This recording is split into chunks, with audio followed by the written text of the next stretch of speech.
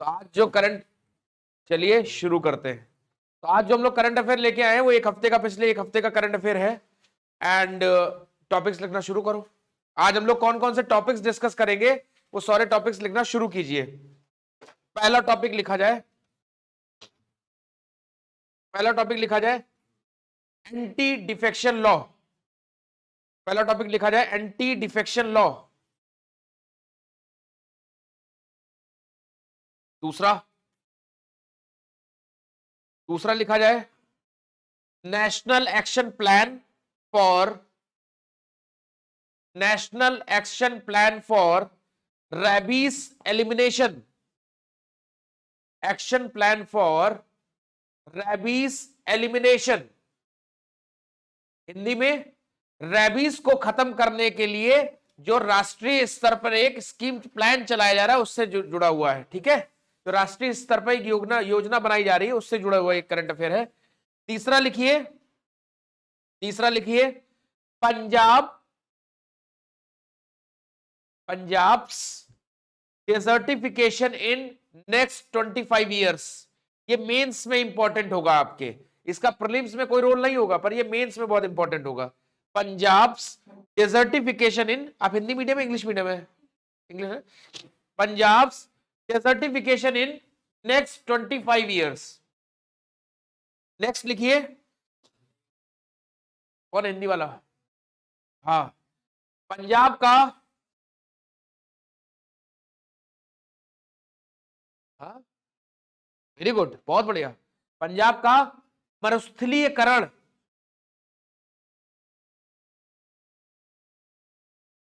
हम नहीं, मुझे पता था, मैं ज्योग्राफी पढ़ाता हूँ यार, मैंने अक्षांश देशांतर पढ़ाया हुआ है। नेक्स्ट लिखिए, लिख लोगे बेटा? लिख लिया? नेक्स्ट लिखिए Zojila pass, Zojila pass spelling is ZOZILA,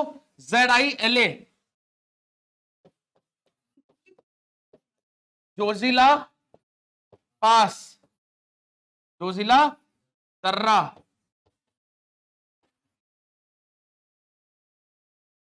life में से मिक्सचर होता रहता, मजा आता है ना? मिश्रण की बहुत आवश्यकता है। तुम्हारे चक्कर में मिश्रण कर रहा है, तुम बाहर चले गए यार। कोई नहीं, समझ में आया? कितने हो गए? 4 हुए। नेक्स्ट लिखिए, नेक्स्ट लिखिए डार्क एनर्जी, बहुत इंपॉर्टेंट टॉपिक इस बार का।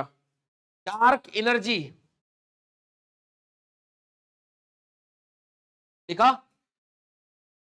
काली एनर्जी, काली ऊर्जा, सॉरी काली ऊर्जा।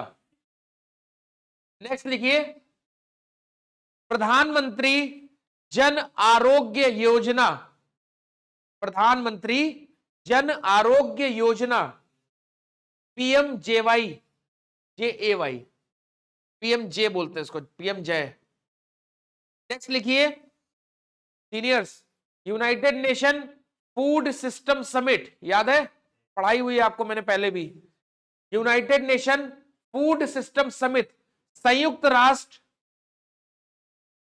खाद्य सिस्टम, बेटा खाद्य प्रणाली या खाद्य प्रणाली, समझे? नेक्स्ट लिखिए चांग E5, नेक्स्ट लिखिए चांग E5, अभी ये इंग्लिश में हिंदी में एक ही है, चांग E5 मिशन। इंपॉर्टेंट है बहुत ज्यादा इस साल, जो लोग प्रीलिम्स दे रहे हैं उनके लिए भी, जो लोग इस साल प्रीलिम्स दे रहे हैं चांग E5 उनके लिए बहुत इंपॉर्टेंट है। नेक्स्ट लिखिए, कितने हो गए अभी तक? 8 हो गए। नवा लिखिए UAPA, UAPA अनलॉफुल, इसकी फुल फॉर्म लिखिए अनलॉफुल एक्टिविटीज प्रिवेंशन एक्ट।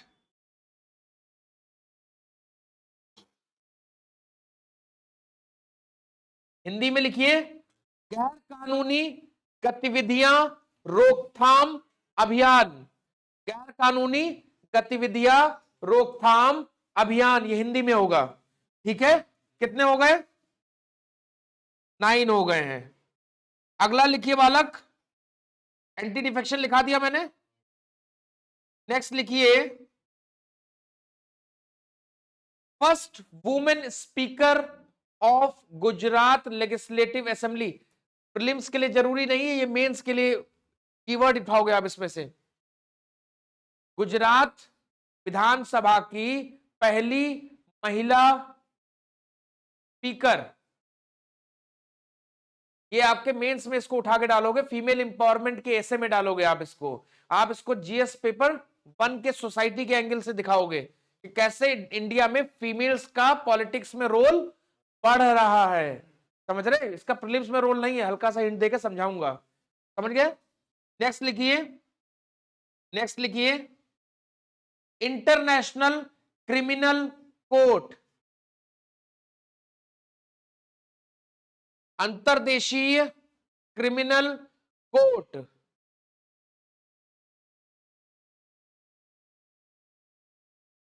लिखा। इसके बाद लिखिए, Ayushman, Ayushman Bharat, Ayushman Bharat digital health mission. पढ़ाया हुआ है सीनियर्स तुम्हें? सीनियर्स पढ़े हो नहीं पढ़े हो? Ayushman Bharat digital health mission.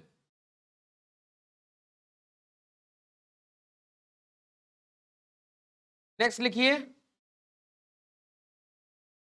Cyclone गुलाब, गुलाब चक्रवात, चक्रवात गुलाब, साइक्लोन गुलाब। ठीक है, लिख लिया। नेक्स्ट लिखिए, competition commission of India, Hindi में बता रहा हूं, competition commission of India.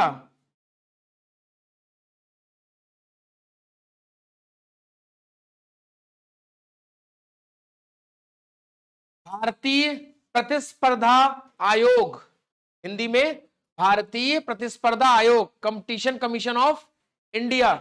Next लिखिए, नेक्स्ट लिखिए बालक, डार्क एनर्जी लिखा चुका हूं ना मैं आपको। PM cares fund, PM cares fund कितने हो गए? 15 हो गए।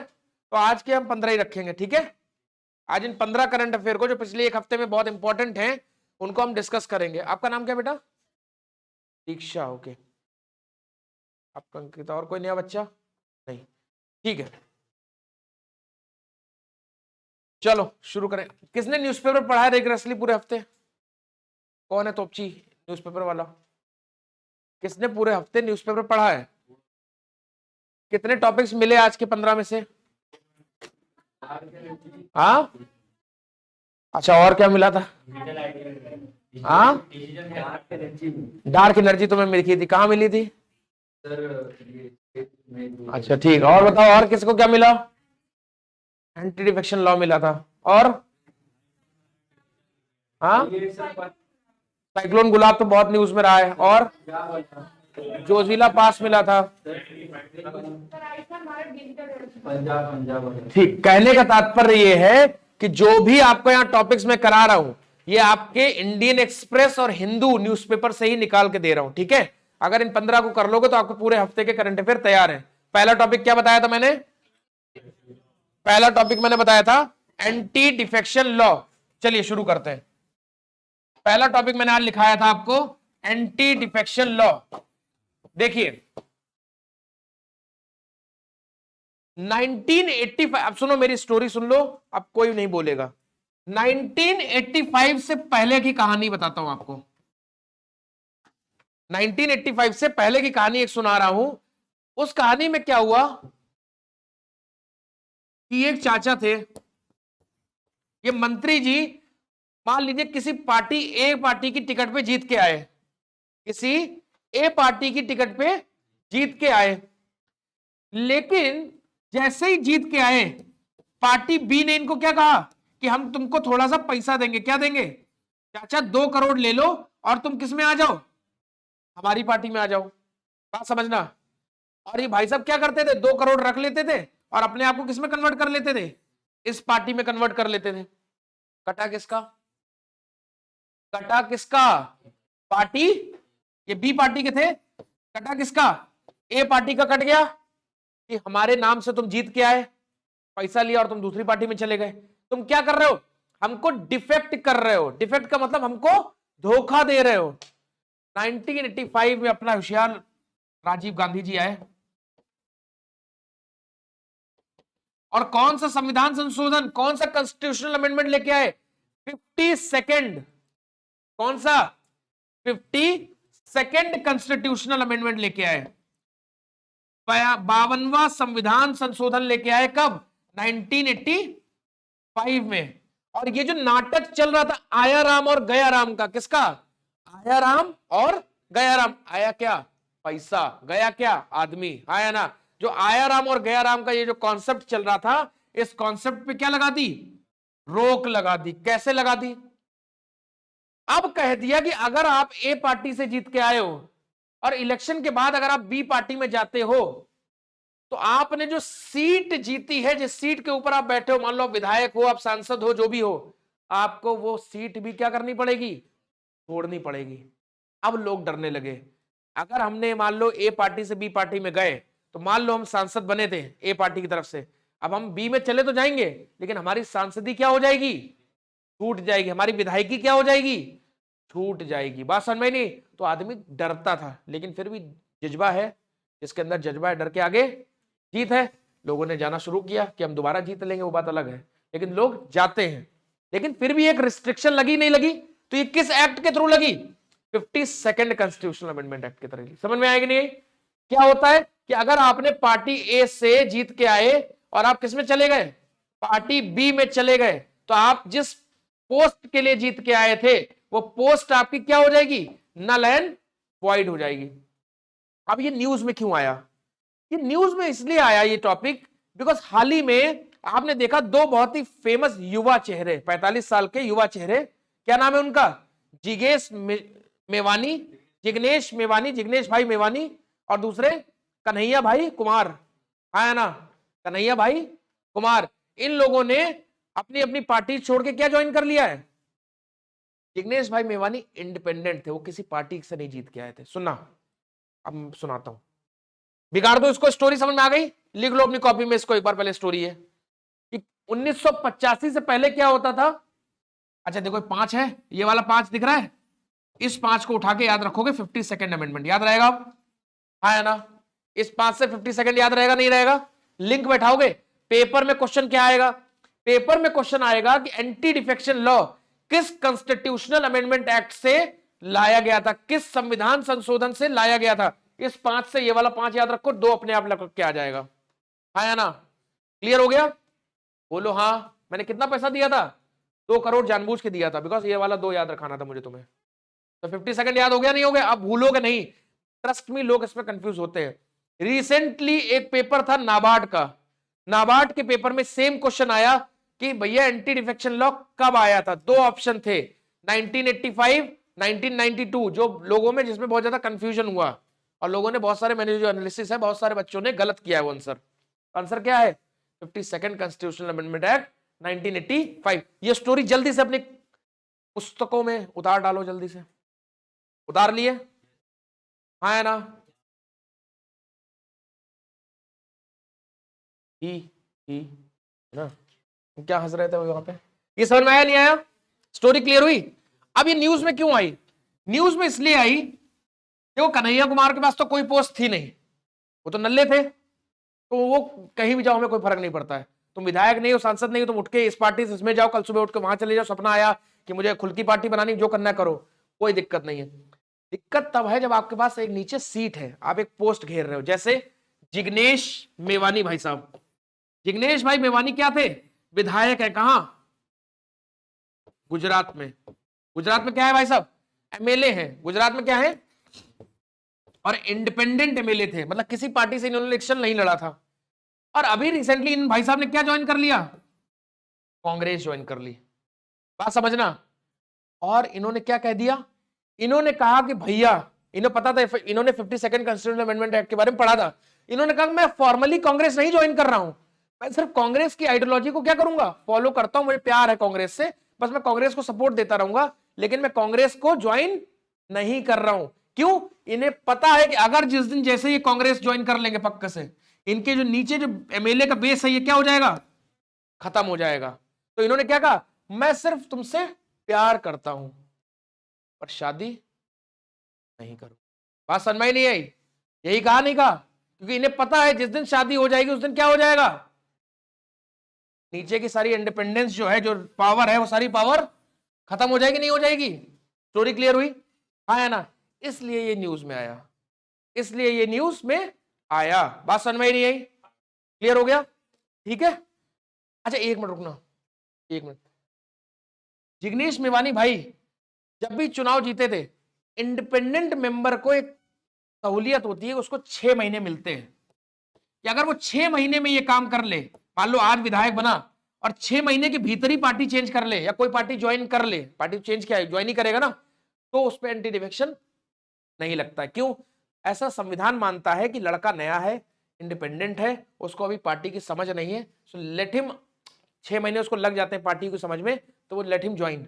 लेकिन अगर मान लो जिग्नेश मेवानी भाई ए पार्टी से जीते और बी पार्टी में जाना चाहते हैं, फिर अगर जिस दिन जीते उसके अगले दिन भी जाएंगे तो भी ये एंटी डिफेक्शन लॉ के अंदर आ जाएंगे। बात समझ में नहीं आई? नहीं आई? सुनो, अभी जिग्नेश मेवानी भाई कैसे इंडिपेंडेंट हैं, किसी पार्टी से इनका कोई लेना देना, इलेक्शन जीत गए, संविधान इनको कितना समय देता है, 6 महीने का समय, कि चाचा 6 महीने तक जाओ, मोदी जी के साथ घूमो, राहुल गांधी के साथ घूमो, सीपीआई के साथ घूमो, सबके साथ क्या करो, घूमो, जो पसंद आ जाए उससे क्या कर लो, शादी कर लो। बात समझ में आ रही नहीं आ गई? लेकिन समय कितना है तुम्हारे पास, 6 महीने। अगर 6 महीने के भीतर शादी कर लोगे तो तुम्हारी ये जो नीचे पावर है ये बरकरार रहेगी, और अगर 6 महीने के बाद शादी करोगे तो पावर बरकरार। लेकिन अगर मैं कहूं तुम ऑलरेडी शादीशुदा हो किसी पार्टी से, अगर तुम ऑलरेडी किसी पार्टी से शादीशुदा हो और तुम जाके दूसरी शादी करने जाओगे, हाँ है ना, अलाउड करेगा क्या कॉन्स्टिट्यूशन?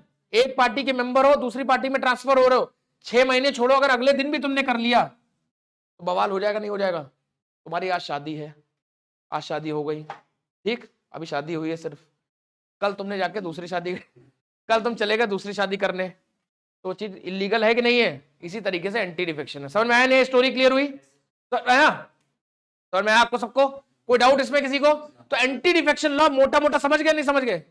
मोटा मोटा समझ गए नहीं समझ गए? कि भैया अगर आप इंडिपेंडेंट हो और किसी पार्टी को ज्वाइन करना चाहते हैं तो आपके पास मिनिमम कितना समय, मैक्सिमम 6 महीने है, आप कर लो, उसके बाद करोगे तो दिक्कत हो जाएगी। और अगर आप ऑलरेडी किसी पार्टी से शादी कर चुके हो और फिर आप पार्टी चेंज करोगे तो आपको ये बात अलाउड है क्या? नहीं अलाउड है, कर लो, लेकिन जो नीचे तुम्हारा जो एमएलए की पोस्ट है वो नहीं मिलेगी तुम्हें, या जो तुम्हारी विधायकी जो भी तुम पोस्ट जो है वो पोस्ट क्या हो जाएगी, खाली हो जाएगी आपकी। बात क्लियर हुई? हाँ या ना? लिख लिया इसको सबने? लिख लो, बहुत इंपॉर्टेंट टॉपिक, इस साल के लिए मोस्ट प्रिडिक्टिव टॉपिक्स में से एक है ये। नाम मत याद रखना, जिग्नेश मेवानी का नाम नहीं याद रखना है, कॉन्सेप्ट को याद रखना है, कॉन्सेप्ट याद रखना है, किसने क्या किया उससे कोई मतलब नहीं तुम्हें। समझ में आया? यूपीएससी यूपी पीसीएस भी वही कर रहा है, कॉन्सेप्ट समझो, नाम में कुछ नहीं रखा है, समझ रहे हो? आगे बढ़ो, क्लियर हो गया कॉन्सेप्ट? अगला topic, national action plan for, next topic मैंने आज आपको लिखवाया था जिसका नाम है national action plan for rabies elimination. आपको पता है इंडिया में हर साल 20,000 लगभग 20,000 मौतें सिर्फ रेबीज की वजह से होती है। कितनी मौतें? डेटा मेंस के लिए जरूरी है, प्रीलिम्स के लिए इसकी डेटा की कोई नीड नहीं है। 20,000 लोग हर साल इंडिया की बात कर रहा हूं, सिर्फ इंडिया में 20,000 लोग हर साल किससे मर जाते हैं? रेबीज से। और इसमें 98% कौन से होते हैं? जिनको कुत्ता काटा होता है। जिनको क्या काटता है? कुत्ता उर्फ डॉगी, क्यूट वाला। समझ में आ रही नहीं आ रही है? हाँ है ना? अब मुद्दा यह है कि रेबीज इज अ बैक्टीरिया फैलाता है कि रेबीज वायरस फैलाता है?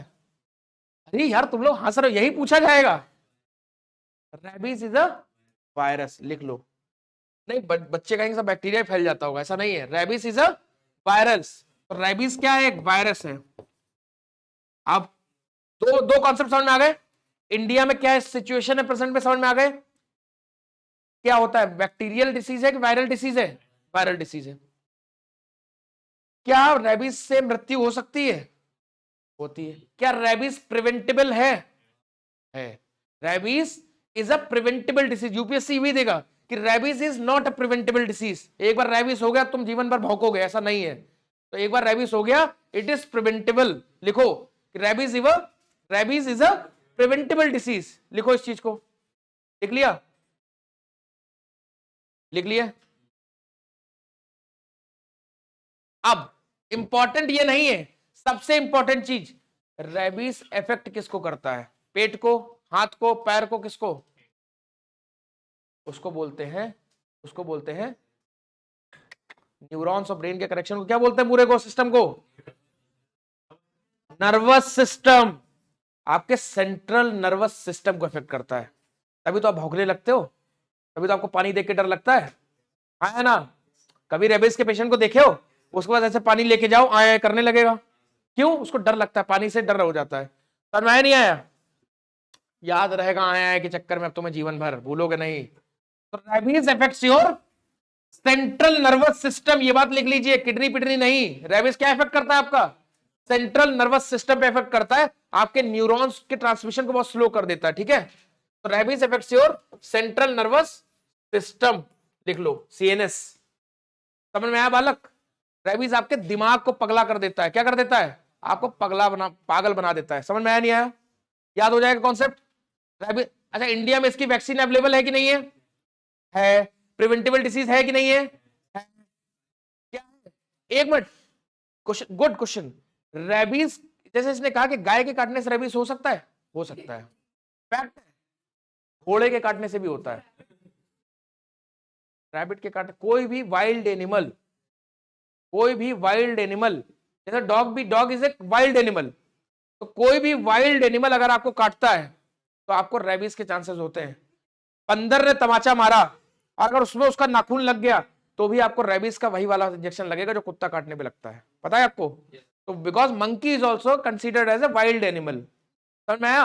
तो रेबीज किसी भी वाइल्ड एनिमल के काटने से होता है, सिर्फ कुत्ते से नहीं, ये बात ध्यान रखना।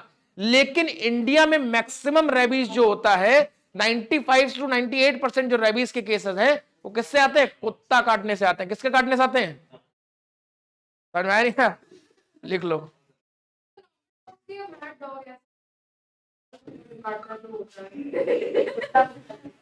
अब ये बोला, कोई कहेगा छोटा कुत्ता का, कोई पमेरियन काटेगा नहीं काटेगा। अरे कुत्ता मतलब कुत्ता जिसको रेबीज के, जिसके अंदर वायरस है, अगर उसने तुम्हें काट लिया तुम भी भौंकोगे, गारंटी है। समझ में आया नहीं आया? बात खत्म। समझ में? जिस कुत्ते के अंदर रेबीज के वायरस आएंगे उसके भी तो, अरे सुनो भाई, कुत्ते के काटने से क्या होता है? कुत्ते के काटने से क्या होता है? वो अपने लार के, अपने सलाइवा के वायरस आपके बॉडी के अंदर डाल दिए, तो जो वायरस उसके सेंट्रल नर्वस सिस्टम को भी तो इफेक्ट कर रखा था, वो भी तो आया कर रहा था। थोड़ी देर में आप भी आया करने लगोगे। बात समझ में नहीं आई? कॉन्सेप्ट क्लियर हुआ? नॉर्मल कुत्ते में तभी तो आप वैक्सीन लगवाते हो कुत्तों को, ताकि उसके अंदर वायरस, जो वैक्सीन का वायरस है वो, रेबीज का वायरस फ्लरिश ना कर पाए। बात समझ में नहीं आई? कोई डाउट किसी बच्चे को? नेक्स्ट टॉपिक मैंने क्या बताया था? पंजाब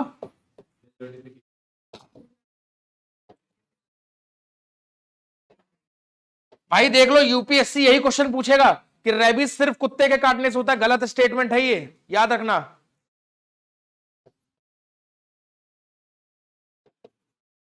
है?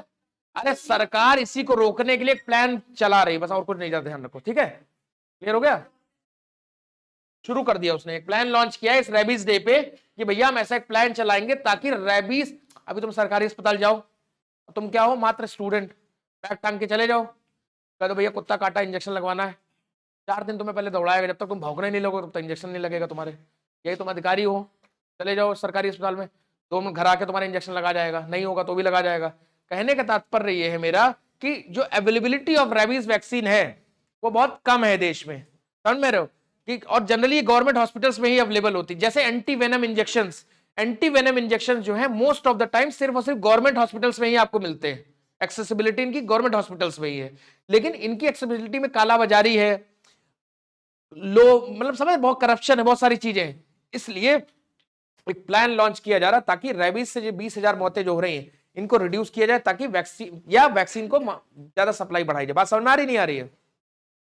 पंजाब डेजर्टिफिकेशन बहुत इंपॉर्टेंट टॉपिक, प्रीलिम्स के लिए कुछ नहीं है, मेंस के लिए इंपॉर्टेंट है। खाली लिख लो कि हाल ही में एक रिपोर्ट आई है, आप कहोगे रिपोर्ट किसने दी है? पंजाब की लेजिस्लेटिव असेंबली की एक कमेटी थी, उसने रिपोर्ट दी है।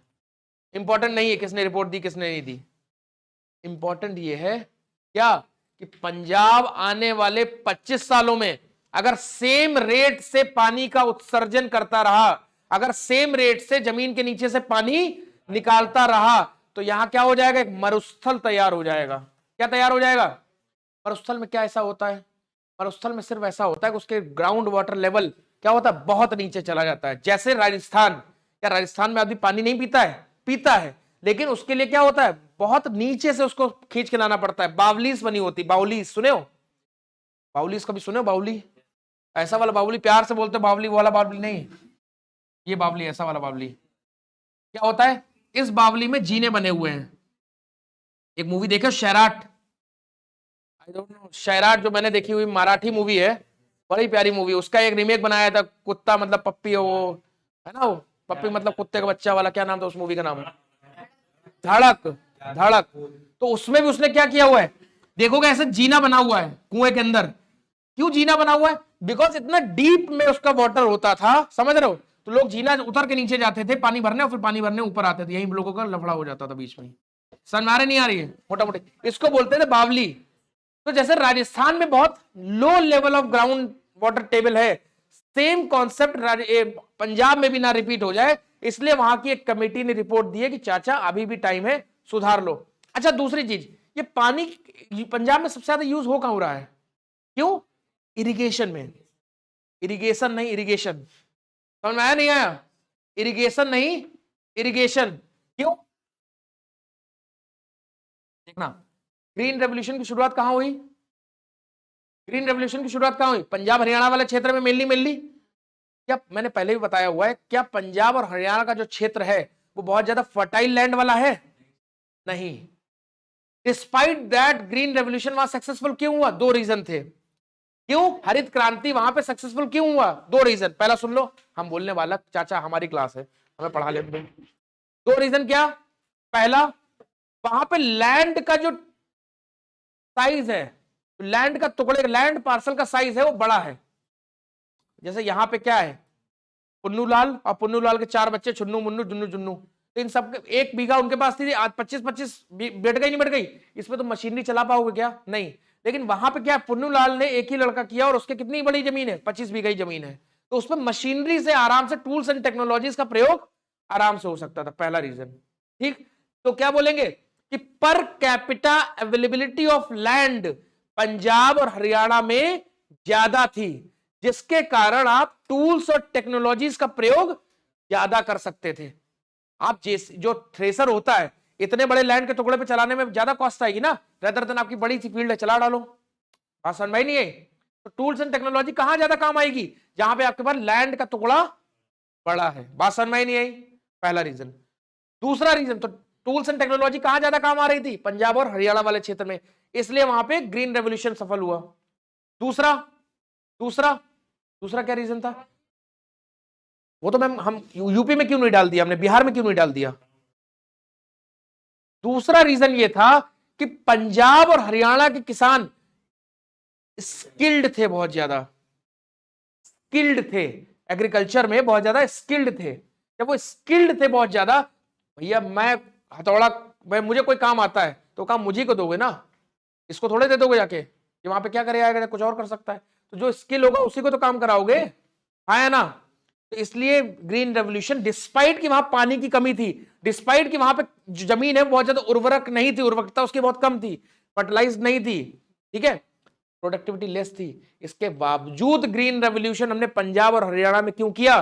Because of this 2 reasons. समझ में आया नहीं आया? आया ना? अपनी लाइफ से इसको रिलेट करो। हो सकता है तुम बैले हो सकता है तुम्हारे अंदर पोटेंशियल ना हो, लेकिन अगर सही तरीके से और धनाधन हार्डवर्क करोगे, हो सकता है कि तुम सिलेक्शन पा जाओ। बात समझ में नहीं आई? तो ultimate goal is hard work. Ultimate goal is hard work. पैदा भले ही तुम कम बुद्धि के हुए या तुम्हारा बैकग्राउंड कैसा है, दैट डजंट मैटर, प्रोडक्टिविटी तुम्हारी भले ही लेस है, लेकिन तुम उसको बना सकते हो with your skills, with your hard work. यही पंजाब में ग्रीन रेवोल्यूशन से सीखो। क्लियर हुआ? हाँ या ना? समझ में आ गया? लेकिन अब चूंकि वहां पे एग्रीकल्चर हो रहा है, एग्रीकल्चर में व्हीट और राइस बहुत ज्यादा हो रहा है। वो अच्छा, राइस को उगाने के लिए क्या चाहिए अपने को? पानी चाहिए कि नहीं चाहिए? पानी चाहिए नहीं चाहिए? अरे चाचा, जब पानी चाहिए बहुत ज्यादा, और वहां पे नदियां तो आसपास कोई है नहीं, सिंधु नदी है वो आधी, ये तो सूख जाती है कभी कभी, है ना? पानी नहीं है तो कहां से क्या होगा दिक्कत? सब ट्यूबवेल लगाओगे, भक्क भक्क नीचे से खींचोगे पानी, ग्राउंड वाटर टेबल क्या हो जाएगी? और नीचे चली जाएगी, नहीं चली जाएगी? बात समझ में आ रही नहीं आ रही है? ग्राउंड वाटर टेबल और नीचे चली जाएगी, इससे क्या होगा? अगले 25 साल में पंजाब में मरुस्थलीकरण आने की संभावना है। अगर इसको रोकना है तो क्या करो? इस पे वाटर हार्नेसिंग मेजर्स लेना चालू कर दो। क्लियर हुआ नहीं हुआ? समझ में आया नहीं आया? समझ गए? वाटर हार्नेसिंग या water harvesting? Yes bro, this one. Water harvesting, harnessing का मतलब तो निकालना होता है, तो sustainable water harnessing measures use करिए आप लोग, है ना? क्लियर हुआ? हाँ है ना? लिख लो इसको, जितना मैंने स्टोरी राम कथा सुनाई है, इस राम कथा को उतार लो, मेंस के लिए बहुत जरूरी है। दूसरा, प्रीलिम्स में क्या आएगा कि पंजाब और हरियाणा में ही ग्रीन रेवोल्यूशन क्यों सक्सेसफुल हुआ, उसके 3-4 रीजंस लिखे होंगे कि वहां की लैंड बहुत प्रोडक्टिव है। ये क्या होगा? गलत है। समझ में आया नहीं आया? तो प्रीलिम्स में कैसे घुमाएगा और मेंस में कैसे घुमाएगा, समझ में आया नहीं आया? करंट अफेयर पढ़ रहे हो तो कुछ गोल के लिए पढ़ रहे हो ना, कि नॉलेज के लिए पढ़ रहे हो? नॉलेज प्लस एग्जाम निकालने के लिए। तो एग्जाम में क्या आएगा वो समझो ज्यादा, लिख डालो ये सब। क्वेश्चन भी लिख लेना, कैसा क्वेश्चन आएगा लिखो। लिखे हो? पीछे वाले लोग नहीं लिखे, लिखो बेटा। लिखता चंद्रा, लिख लियो। अगला क्या टॉपिक था?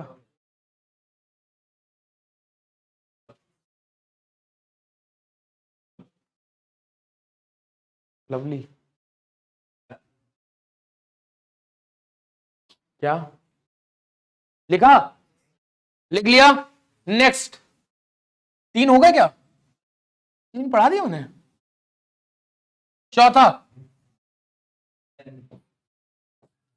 Next is your Zoji La pass, Zoji La दर्रा। देखो क्यों न्यूज में आया, एक्चुअली यहां पे एक टनल बनाई जा रही है जोजिला पास के पास में। कहां है जोजिला पास तुम्हारा? देखो बालक, ये श्रीनगर है, यहां कहीं पे तुम्हारा लेह पड़ता है। सुनना, ये तुम्हारा श्रीनगर है, यहां मैप देखो, मैप अपने अपने मैप में देखो, ये श्रीनगर है और यहां कहीं पे तुम्हारा लेह पड़ता है। तो लेह और श्रीनगर को जोड़ने वाली एक टनल बनाई जा रही है, इसका नाम क्या है? जोजिला पास है। ठीक है, जोजिला पास पे लेह और श्रीनगर को कनेक्ट करते हुए एक पास बनाया जा रहा है। ये एशिया की, अभी बनी नहीं है, बनाई जा रही है, ये एशिया की सबसे लंबी 2 वे टनल होगी। एशिया की सबसे लंबी 2 वे मतलब आओ और जाओ, आओ और जाओ। समझ आया नहीं आया? एशिया की सबसे लंबी 2 वे टनल होगी। क्या नाम है इसका? जोजिला टनल, है ना? जोजिला, जोजिला बालिके तुम लिख नहीं रहे हो, जोजिला टनल। क्लियर हुआ?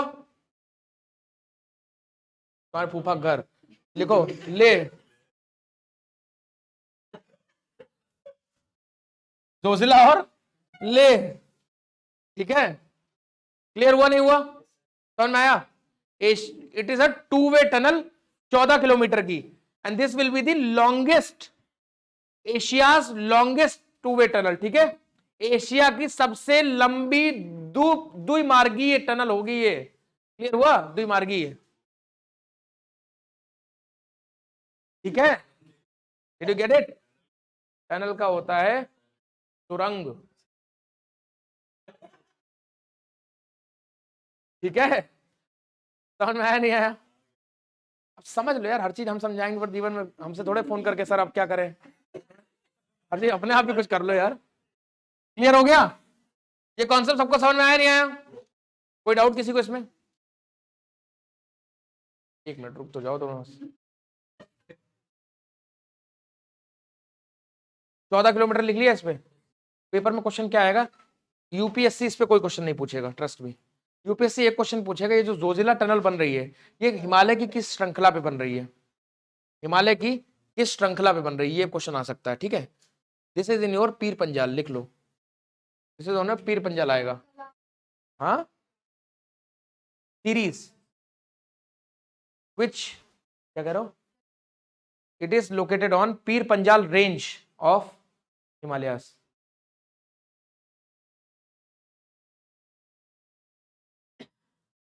अच्छा एक चीज और, क्या फायदा हो रहा है इससे, जिस रास्ते को कवर करने में पहले 3 घंटे लगते थे, अब उसी रास्ते को कवर करने में मात्र 15 मिनट लगेंगे, ठीक है। तो टाइम इंपॉर्टेंट नहीं, कोई देगा नहीं, लेकिन लिखना चाहो लिख लो अपनी नॉलेज के लिए कि 3 आवर्स के टाइम को, 3 आवर्स जर्नी टाइम को 15 मिनट में कन्वर्ट कर दिया, किसने, जोजिला टनल ने। क्लियर हो गया, नहीं हो गया, कोई डाउट, समझ में आ रहा है, ठीक है। हो सकता है अभी हम लोग डेली करंट अफेयर लॉन्च कर रहे हैं, सर टाइमिंग तुम लोग को बताएंगे, मोस्ट प्रोबेबली शायद इस ट्यूसडे से या फिर इस प्रीलिम्स के बाद से डेली करंट अफेयर मॉर्निंग में 8 बजे, ठीक है, विद एडिटोरियल। मैं करंट अफेयर लूंगा, एडिटोरियल एक और फैकल्टी है वो लेंगे डेली, वी आर प्लानिंग, सो बताएंगे। बहरहाल ये समझ में आया नहीं आया, ठीक। नेक्स्ट टॉपिक, अच्छा तुम लोग को वो दिख गया 16 अक्टूबर को, 16 अक्टूबर को आशुतोष सर के द्वारा क्या लिया जा रहा है, how to sure shot strategy पे एक वीडियो, इंटरेस्ट में बहुत बेहतरीन वीडियो होने वाली, नो डाउट। मतलब अगर आपने वो वीडियो सही से अगर देख ली या उस एनालिसिस सेशन को आपने सही से अरेंज कर लिया, तो आपके सारे वो होता ना कि क्लियर, एक विजन बहुत क्लियर हो जाएगा, मैंडेट बहुत क्लियर हो जाएगा, हाउ टू मूव अहेड। अगर आप कंफ्यूज हो कि इस एग्जाम को लेकर कैसे आगे बढ़ना है, तो वो वीडियो जरूर देखिएगा, या आप ऑफलाइन भी अलाउड हो, it's completely free of cost, YouTube channel पे आएगा हमारे, है ना। कब आएगा ये, 16 अक्टूबर को दोपहर में 12 बजे। क्लियर हुआ,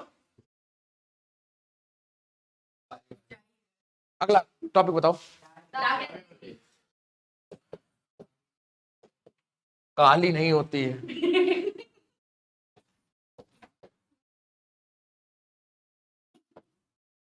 डार्क एनर्जी, सुनो अब डार्क एनर्जी क्या है, डार्क एनर्जी क्या है, हमारा जो यूनिवर्स, देखो सुनो इसके बारे में क्यों मैं बता रहा हूं, एक रिसेंटली एक मिशन चल रहा था नासा का, नासा ने, क्या नाम है, कौन सा, तो मत बोलो, तो नासा का जो रिसेंटली एक मिशन चल रहा था, उस मिशन में सुनना मेरी बात को, पहली बार नासा को ऐसे एविडेंसेस मिले हैं कि हमारे यूनिवर्स में कोई डार्क एनर्जी नाम की चीज है।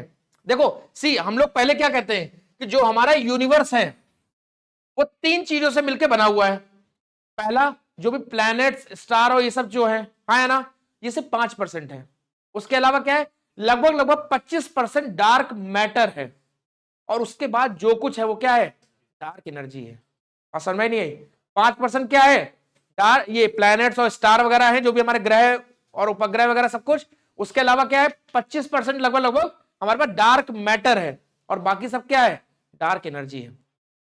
पता तो था इसको डार्क एनर्जी क्या है, लेकिन कैसी होती है इसके कोई एविडेंसेस हमारे पास नहीं थे। रिसेंटली एक एविडेंस मिला है नासा को, क्या कहता है, देखो सुन लो, पेपर में क्वेश्चन क्या आएगा, अभी इसके बारे में खाली एविडेंस मिला है कि हाँ डार्क एनर्जी एग्जिस्ट कर रही है। क्यों, बिकॉज उस एक्सपेरिमेंट में आके ये क्या कर रही है, हिंडर कर रही है। तो अगर जब कोई कहता भूत है कि नहीं है, तो मुझे लगता है कि इस चीज को डिनाई नहीं करना चाहिए, है कि नहीं है। हो सकता है किसी और फॉर्म में वो एग्जिस्ट कर रही हो चीजें, you can't deny it, but scientifically अभी हम कहते हैं कि हमें नहीं पता।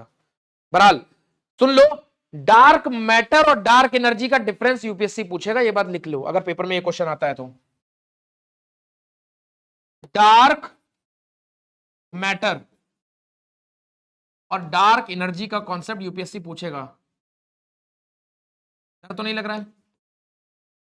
देखो डार्क मैटर क्या काम करता है, सुनना, हमारे यूनिवर्स है, बिग बैंग थ्योरी सुने हो, बिग बैंग विस्फोट सुने हो नहीं सुने हो, बिग बैंग विस्फोट से क्या हुआ था, बिग बैंग ब्लास्ट हुआ था, ऐसा कहा जा रहा है तब से यूनिवर्स हमारा एक्सपेंड कर रहा है, कंटिन्यूअसली एक्सपेंड कर रहा है। तो ये जो एक्सपेंशन करवाने में जो किस शक्ति का रोल है, ये रोल ऐसा कहा कि भैया एक्सपेंड क्यों हो रहा है, किसी को रीजन ही नहीं पता था, आज तक साइंटिस्ट को रीजन नहीं पता कि एक्सपेंड क्यों हो रहा है। वो कहते हैं ये जो शक्ति है जो जिसके कारण से एक्सपेंड हो रहा है, ये जो एनर्जी इसके अंदर आ रही है, ये एनर्जी कौन सी है, डार्क एनर्जी। तो डार्क एनर्जी क्या करती है, डार्क एनर्जी एक तरह से देखो, ग्रेविटी का काम क्या होता है, आपस में दोनों चीजों को मिलाना, और ये क्या कर रही है, लोगों चीजों को एक दूसरे से, विलन है विलन, हाँ या ना, दो प्यार करने वाले जोड़ों को क्या कर रही है, दूर कर रही है, हाँ या ना। तुम्हारे और मतलब तुम्हारे बीच की जो दूरी है, मेरा हाथ गलत जगह जा रहा था, तुम्हारे और तुम्हारे बीच की जो दूरी है कंटिन्यूअस बेसिस पे क्या हो रही है, बढ़ रही है। क्यों? और ये काम कौन कर रहा है, डार्क एनर्जी कर रही है। क्यों? Because universe is continuously expanding. बात समझ में ही नहीं आई, समझ में आया नहीं है? लेकिन सुनना, तो डार्क एनर्जी क्या कर रही है, यूनिवर्स को ग्रेविटी के अगेंस्ट लेके जा रही है। बात समझना, यूनिवर्स को एक्सपेंड करा रही है, मतलब जितना समझा रहे हैं बस उतना ही समझना, ज्यादा दिमाग मत लगाना। यूनिवर्स को ग्रेविटी के अगेंस्ट, जो ग्रेविटेशनल फिनोमेना क्या करता है, दो प्यार करने वालों को मिलाता है, हाँ या ना, या होल्ड करके रखता है। डार्क एनर्जी क्या कर रही है, उन दोनों को दूर कर रही है, बिछड़न वाला गाना गवा रही है, हाँ या ना। समझ में आया नहीं आया? ये हो गया डार्क एनर्जी। और डार्क मैटर क्या कर रहा है, डिस्पाइट दैट तुम दोनों यहां बैठे हुए हो, क्या काम कर रहा है डार्क मैटर, दोनों चीजों को अट्रैक्ट कर रहा है। बात समझ में नहीं आई? ये कॉन्सेप्ट समझ में आया नहीं आया? डार्क एनर्जी और डार्क मैटर के बीच का बेसिक डिफरेंस, कि डार्क एनर्जी हमेशा ग्रेविटेशनल पुल के अगेंस्ट काम कर रही है। अब ग्रेविटेशनल का मतलब से धरती की नहीं होता है यार। तुम्हें मैं मान लो इस पेन को और इस मोबाइल को यहां पे ऐसे छोड़ के चला जाऊं और 1000 साल बाद लौटूं, ट्रस्ट में दोनों पास आ चुके होंगे। ये बात तुम्हें पता है? बात तुम्हें पता है? क्यों? इसकी अपनी एक ग्रेविटेशनल पुल है और इसका अपना एक ग्रेविटेशनल पुल है, ये दोनों एक दूसरे को खींच रहे हैं। भले फोर्स बहुत कम है लेकिन देयर इज, तो ग्रेविटेशनल फोर्स बहुत वीक होता है लेकिन होता है। बात समझ में नहीं आई? हर एक पार्टिकल का अपना ग्रेविटेशनल पुल है। यही क्या कर रहा है, यूनिवर्स एक्सपैंड हो रहा है तो किसके अगेंस्ट जा रहा है, एक दूसरे के ग्रेविटेशनल पुल के अगेंस्ट कोई चीज उसको पुश कर रही है। क्या पुश कर रही है, कुछ तो कर ही रही होगी। साइंस है, न्यूटन का फर्स्ट नियम क्या कहता है, अरे पहला वाला सुन लो यार, a body will stay in the rest until unless any external force is applied on it, हाँ है ना, लॉ ऑफ इनर्शिया। सरकारी ऑफिस में जाते हो, हाँ है ना, तुम एक फाइल रख के चले आते हो, सर ये काम करवा दीजिएगा, वो कहता ओके हो जाएगा। तुम 3 महीने बाद आते हो वापस, फाइल कहाँ पड़ी होती है, जैसे तुम मेरे पास अपनी आंसर राइटिंग की कॉपी लेके आते हो और मैं कहता हूँ रख दो और तुम रख के चले जाते हो, कॉपी गायब हो जाती है लेकिन आंसर चेक, ऐसा कुछ नहीं। मैं डेली बेसिस पे कॉपी चेक करता हूं तुम लोग की। सरकारी ऑफिस में थे हम लोग, तो सरकारी ऑफिस में जाते हो, फाइल रख के आते हो कि सर कॉपी मतलब काम करवा दीजिएगा, 3 महीने बाद जाते हो, क्या काम हो जाता है? नहीं, क्योंकि तुम एक्सटर्नल फोर्स का 200 रुपए का नोट उसमें लगा के नहीं आए हो, तो you need to put the 200 रुपए का एक्सटर्नल फोर्स। बात समझ में नहीं आई? तो सेम चीज, जब कोई चीज एक्सपैंड हो रही है, कर लो हम तो बैठे हैं, तो जब भाई सुनो, जब कोई चीज एक्सपैंड कर रही है तो उसका मतलब है उसके पीछे कोई ना कोई फोर्स लग रहा है। क्या लग रहा है, कैसे लग रहा है, क्यों लग रहा है, कौन लगा रहा है, नोबडी नोस। अभी तक किसी को कोई नहीं पता। अब जाके इन्हें यह पता चला कि हाँ लग रहा है और ये बात सत्य है। अभी तक तो गोलीबाजी थी, अब इन्हें खाली एविडेंसेस मिले कि ये बात सत्य है, डार्क एनर्जी के लग रहा है। ठीक है, उसी को बोलते हैं, कौन लगा रहा है, डार्क एनर्जी लगा रही है वो वाली, समझ रहे हो। और डार्क मैटर क्या कर रही है, उनको करीब खींच रही। बात समझ में आगे नहीं? दोनों के बीच का डिफरेंस क्लियर हुआ?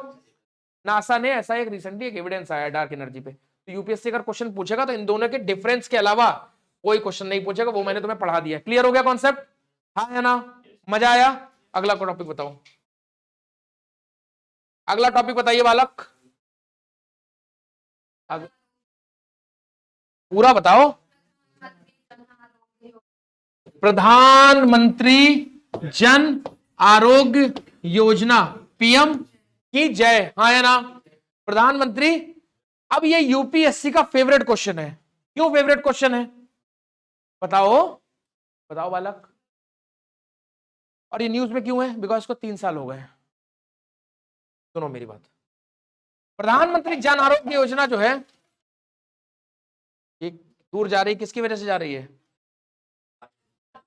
एक मिनट कोई नहीं बोलेगा, दूर जा रही है किसकी वजह से जा रही है, और पास आएगी तो किसकी वजह से आएगी।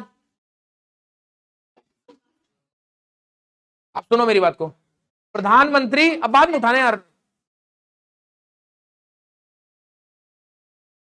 बैठो यार जल्दी बैठो। प्रधानमंत्री जन आरोग्य योजना, प्रधानमंत्री जन आरोग्य योजना न्यूज में क्यों है, बिकॉज इसको 3 साल लगभग पूरे हुए हैं।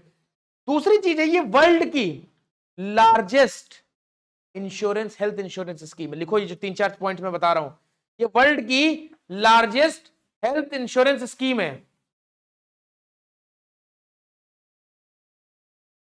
ही क्या?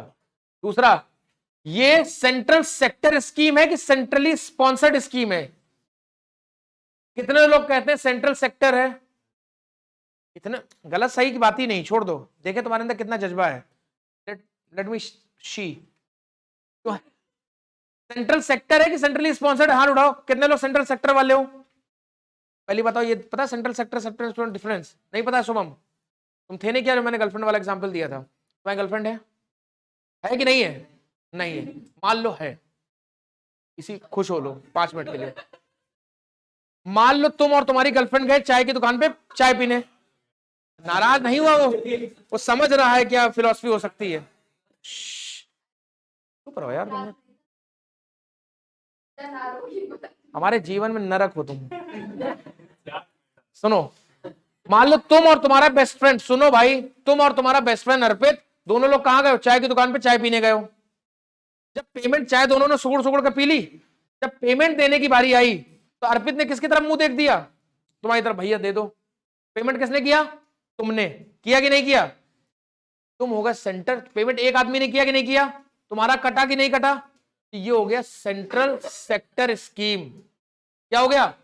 Central sector scheme, Shubham sector scheme हो जाएगी। और अगर दोनों लोग पेमेंट करे, इसने कहा भैया 5 रुपए की मेरी चाय हुई, 5 रुपए तुम्हारी चाय हुई, दोनों ने बराबर बराबर का पैसा दिया, ये हो जाएगी Shubham and Arpit sponsored scheme. बात समझ में नहीं आई? क्लियर हुआ? स्पॉन्सर्ड का मतलब जब दोनों जोड़े मिल बांट के खाए पिए, और सेक्टर का मतलब एक ही आदमी क्या कर रहा है? खर्चा कर रहा है। बात समझ में नहीं है? क्लियर हुआ? तो प्रधानमंत्री जन आरोग्य योजना एक सेंट्रली स्पॉन्सर्ड योजना है, लिख लो। ये यूपीएससी पिछली बार भी पूछा था और यही पूछता है ये बार बार कि सेंट्रल सेक्टर है कि सेंट्रली स्पॉन्सर्ड है। लिखो, प्रधानमंत्री जन आरोग्य योजना एक सेंट्रली स्पॉन्सर्ड, स्पॉन्सर्ड का मतलब दोनों लोग, स्टेट राज्य भी कुछ खर्चा कर रहा है और केंद्र भी कुछ खर्चा कर रहा है। बात समझ में आई नहीं आई? नेक्स्ट चीज लिखो, इसके अंदर क्या प्रोविजन है, प्रावधान क्या है इसके अंदर? प्रावधान ये है, अब देखो इन्होंने बोल दिया 5 लाख, वेरी गुड। 5 लाख रुपए का इंश्योरेंस पर पर्सन है कि पर फैमिली है? पर पर्सन है कि पर फैमिली है? किसने कहा? कोई नहीं, कंपल, there is no compulsion, there is no limit to the family. मेरी 16 लोग की फैमिली है।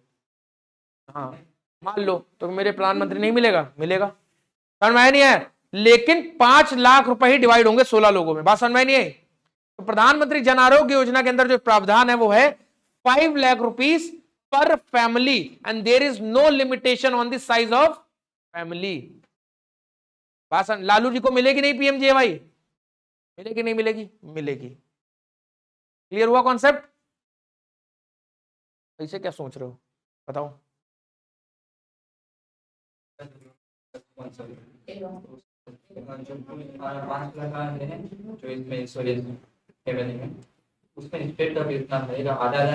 कोई नहीं पूछता ये चीज, this is not necessary, not at all necessary, ये नहीं कोई पूछता आपसे। जनरली जो रेशियो होता है वो रेशियो होता है 60-40 का, या 50-50 का भी होता है कभी कभी, डिपेंड्स कि आप किस स्टेट की बात करो। आप हिमाचल की बात करोगे वो 90-10 का हो जाएगा, जम्मू कश्मीर की बात करोगे 90-10 का हो जाएगा। डिपेंड्स कि स्टेट में क्या दिक्कत है उस हिसाब से होता है, वो आप मत सोचो, वो कोई आपसे पूछता नहीं है, ठीक है? That is not necessary also. आप खाली याद रखो सेंट्रल सेक्टर है, स्पॉन्सर, बस। ये मेरा एक्सपीरियंस कहता है। समझ में आया? नेक्स्ट क्या इसमें बताना था? क्या भैया इसमें आपको पहले से, आपको मान लो कोई बीमारी है, ठीक है, आपको कोई बीमारी, लेट से एक बीमारी ले लो, रेबीज है आपको, ठीक, आप भौंक रहे हो, अब आपने पीएमजेवाई में इंश्योरेंस कराया, क्या वो आपका रेबीज इसमें इंक्लूडेड होगा कि नहीं होगा?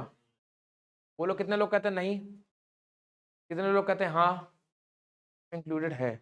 ऑल द प्राइवेट वाला इंश्योरेंस नहीं है कि सर पहले 3 साल तक ये होगा, उसके बाद ये होगा वो होगा, नाटक नहीं। पहले दिन से ही all the pre existing and the present, या भविष्य में कोई भी बीमारी होने वाली, सारी बीमारियां इंक्लूडेड है, यही इसमें खेल है। लिख लो, all the pre existing illness are included, all the pre-existing illness are included from the day one. Clear हो गया कॉन्सेप्ट?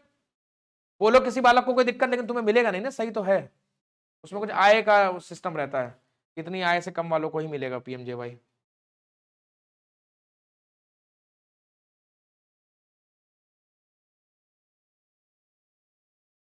पर फैमिली पर ईयर है। हाँ हाँ, क्या करो, 3 लाख खर्चा हो गया, बचा 2 लाख, आप 2 लाख ही खर्च कर सकते हो। बात समझ में ही नहीं है कि गोलू मोलू शोलू 3 बच्चे हैं, गोलू की खर्च दिवाली पे लग गए 3 लाख, बचे कितने? तो अगले साल में तुम 1 साल भर में जितना टाइम बचा उसमें कितने खर्च कर सकते हो? तो 2 ही लाख, उसके बाद फिर रिन्यू हो जाएगी अगले साल। ठीक है, क्लियर हो गया कॉन्सेप्ट? ये बुआ का लड़का है ना, वो जोड़ेगा नहीं। लिखा है हमने, नहीं लिखा? आगे बताओ, अगला टॉपिक क्या था? समझ में आ गया? स्टोरी नहीं? अच्छा, 1 मिनट 1 मिनट, बहुत इंपॉर्टेंट क्वेश्चन रह गया। कौन इंप्लीमेंट करता है? बालक तुम बताओ। Ministry of health. तुम बताओ यार, तुम बताओ। Ministry of Shailesh, ministry of, तुम बताओ। तुम अपना प्रीलिम्स इनके साथ बैठ के दोगी क्या अलग दोगी? प्रीलिम्स अलग दोगी साथ में दोगी? हाँ तो बताओ फिर क्या है, लिखो। National health authority. उसको क्या गलती दे रही हो? तुम्हारा वहां चिन्हट में सेंटर पड़ा है, उसका गोमती नगर में, कुछ नहीं कर सकते हो साथ में। लिखो नेशनल हेल्थ अथॉरिटी। तो प्रधानमंत्री जन आरोग्य योजना को इंप्लीमेंट करने का ठेका, ठेका एज इन रिस्पॉन्सिबिलिटी किसकी है? नेशनल हेल्थ अथॉरिटी, एक स्टैट्यूटरी बॉडी है। ठीक है, लिख लिया? हाँ या ना? समझ में आया किसी कोई डाउट? ये इंपॉर्टेंट है। एंड ये बॉडी किसके अंदर है? Ministry of health and family welfare के अंदर है। बात समझ में नहीं आई? लेकिन इनडायरेक्ट इंप्लीमेंटेशन कौन कर रहा है? तुम्हें यहां पढ़ा कौन रहा है? मैं कि कोचअप? कौन पढ़ा रहा है? कौन पढ़ा रहा है? मैं पढ़ा रहा हूं ना। तो इंप्लीमेंट कौन कर रहा है? मैं कर रहा हूं, भले मैं किसके अंडर में हूं? कोचअप आईएएस के अंडर में हूं। बात समझ में नहीं आई? बाहर मिल के जाना। हाँ, रे शांति, ministry of health and family welfare. Madam clear हो गया? हाँ है ना? कोई डाउट किसी बच्चे को अभी तक? समझ में आया इतना? बुद्धि में घुसा कि नहीं घुसा? अगला बताओ। बुद्धि में ही घुसना चाहिए। और अगला क्या? United nation.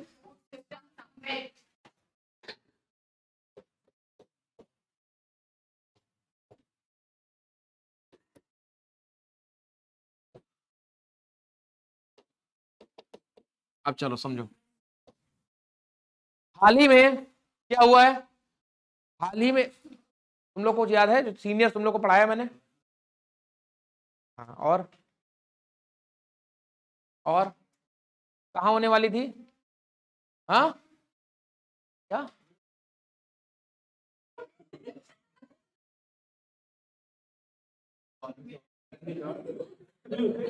दीदी है तुम्हारी, इज्जत से बात करो दीदी से। समझ में आया नहीं आया? समझ में आया नहीं आया?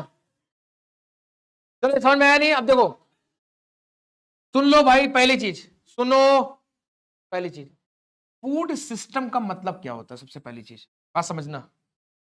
फूड, मैं समझाऊंगा सारी चीज, कि फूड सिस्टम का सबसे पहले मतलब समझते हैं क्या होता है आपके हिसाब से।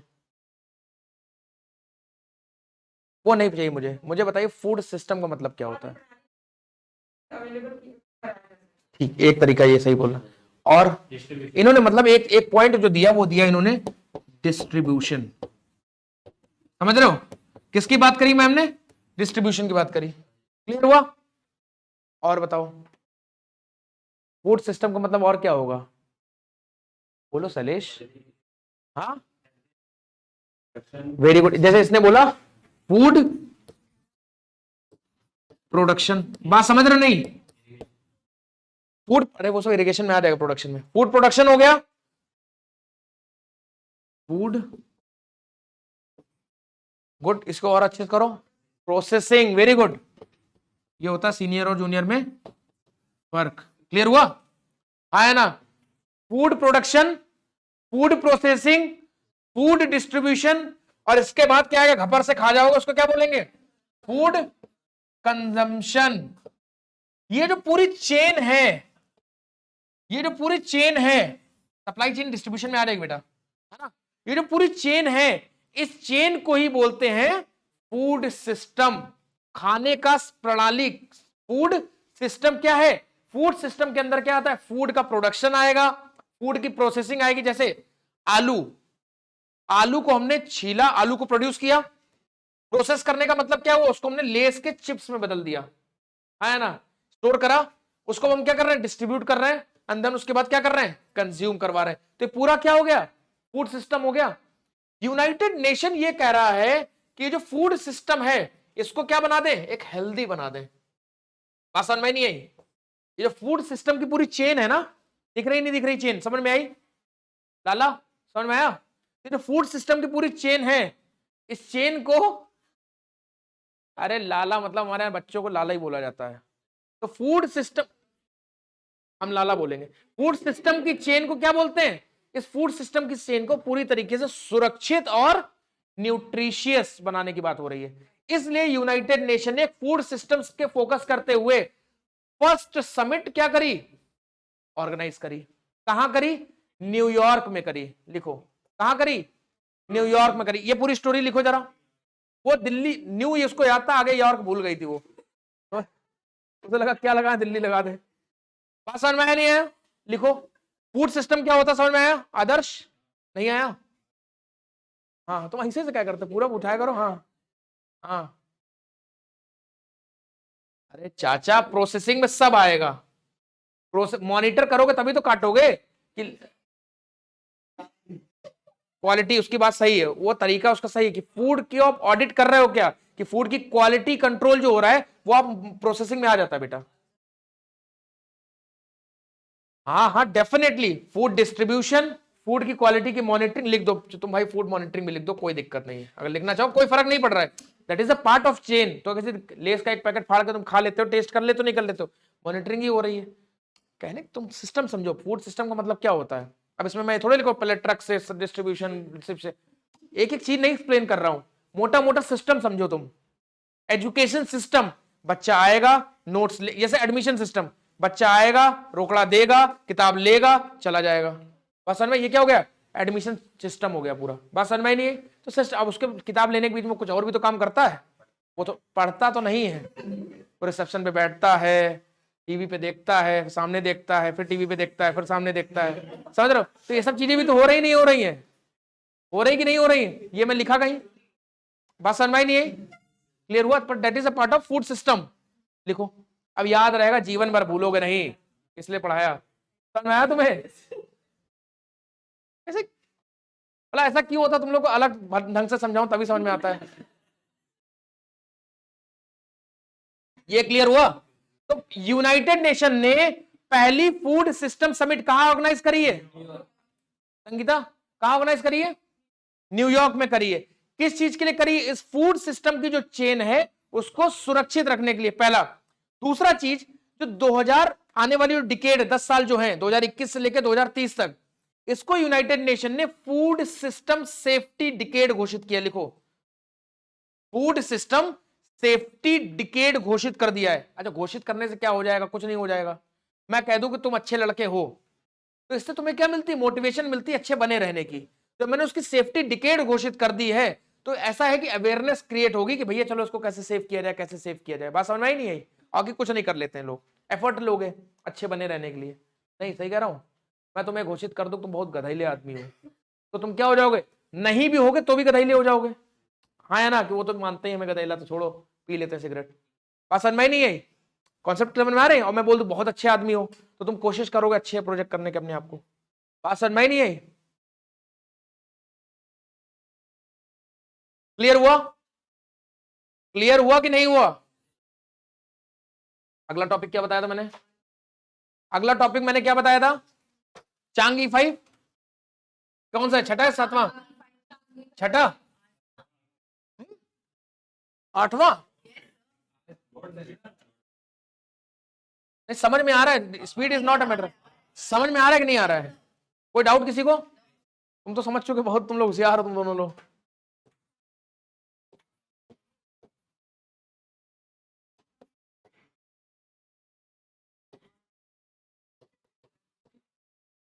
देखो अब सुनो, पेपर में क्या क्वेश्चन आएगा, इस क्वेश्चन बता दे रहा हूं, अगर आएगा इससे तो क्वेश्चन आएगा कि recently seen in the news Chang'e E5 mission is related to या was launched by which of the following countries. बसन क्या आंसर है बताओ। हाँ बस खत्म कहानी, ठीक है। चांग आंग तो कौन करता है, चांग चू ची चू कौन करेगा, चाइनीज करेंगे। ब्रो ऐसा क्यों होता है, तुम सही नहीं होते हो कभी, देयर इज अ रीजन। चलो स्टोरी समझ में आई। तो चांग E5 मिशन जो है ये चाइना ने लॉन्च किया था, सुनना मेरी बात को, क्यों लॉन्च किया था सुनो मेरी बात को, अब रुक जाओ। चांग E5 मिशन चाइना ने लॉन्च किया था एंड ये मिशन लॉन्च हुआ था फॉर दी, तुम अपने दोस्त के साथ बैठते हो, क्या कहते हो, मैं चांद और तारे तोड़ के ले आऊंगा, बोलते नहीं बोलते हो, दोस्त के साथ तो अब दोस्ती बोलो, नहीं नाराज हो जाओगे अगर मैंने गर्लफ्रेंड बॉयफ्रेंड बोल दिया तो। तुम अपने दोस्त के साथ बैठते हो और क्या बोलते हो, मैं तुम्हारे लिए चांद और तारे। ऐसा ही चाइना में क्या हुआ, सुन लो, बहुत रियलिस्टिक स्टोरी है। चाइना में हो गया है, चाइना में दो साइंटिस्ट बैठे, देखो तुम लोग बहुत डिस्टर्ब कर रहे हो आगे वाले। चाइना में दो दोस्त बैठे हुए थे, एक ने कहा कि मैं तुम्हारे लिए चांद और तारे तोड़ के लाऊंगा, कहा तुम तारे रहने दो, चांद पर से कुछ तोड़ के ले आओ। क्या बोला कि तुम तारे रहने दो, चांद पर से कुछ तोड़ के ले आओ।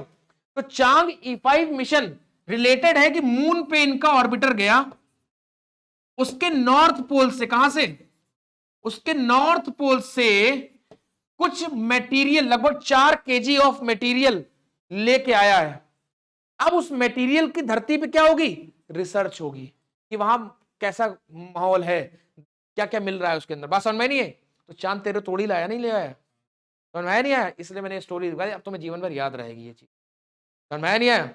चांग E5 मिशन किससे जुड़ी है, चांग E5 मिशन चाइना ने लॉन्च किया था, किस लिए लॉन्च किया था, ताकि मून पे जाओ और मून पर से एक डेब्रिस का टुकड़ा लेके आओ, बात समझ में नहीं है, और यहां पे हम उसकी क्या करेंगे, रिसर्च करेंगे कि भैया मून पे माहौल कैसा है, सही है ना, हाँ है ना, कौन सा समझ में आया नहीं है, आ गया आ गया आ गया।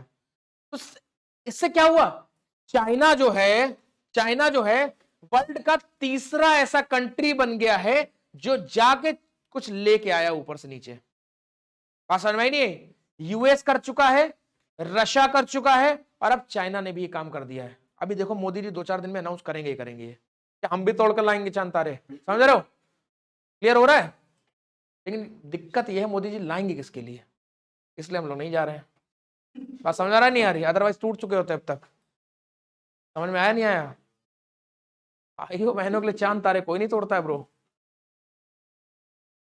तुम समर्थ के लिए तोड़ोगे, हो सकता है तुम्हारे अपने कुछ अलग सुख हो, वो अलग बात है। ये बात समझ में आई नहीं आई स्टोरी। चांद E5 मिशन शुभम किससे जुड़ा हुआ है, चाइना का एक मिशन है जो चांद पे जाएगा, लूनर, चांद को लूनर भी बोलते हैं, लूनर ऑर्बिटर पे जाएगा, लूनर सरफेस पे जाएगा, वहां से एक बसाल्ट का कुछ वहां का टुकड़े इकट्ठे करके लाएगा, सरफेस के कुछ मटेरियल, सरफेस रॉक्स इकट्ठे करके लाएगा, ले आया है, और वापस धरती पे आएगा। यहां पे उसने मंगोलिया में लैंड किया, मंगोलिया देखे हो, चाइना का मिशन जब वापस आ रहा था तो चाइना में लैंड नहीं कर पाया, वो लैंड कहां किया है, मंगोलिया। हो सकता है कुछ गलत हो गया उसका, तो मंगोल थोड़ा बहुत इधर उधर हो जाता है, तो मंगोलिया में जाके वो लैंड किया, समझ रहे हो, और फिर वहां से अब इस पर रिसर्च चालू हो गई है। मैक्सिमम पार्ट बेसाल्ट है, उसमें क्या क्या होगा उसकी रिसर्च आगे बताऊंगा आपको, ठीक है। इस लेकिन न्यूज में क्या समझ में आ गया, पेपर में इससे डीप कुछ नहीं आएगा कि चांग E5 क्या था और चांग E5 किससे जुड़ा है, चांद तारे तोड़ के लाने से जुड़ा है, बात खत्म, क्लियर हो गया कॉन्सेप्ट, कोई डाउट किसी को, लिख लो, लिख लो इसको, कौन बूमर खा के फेंका है, IAS बनना है, लिख लिया ये, हाँ है ना, तुम ही हो गए,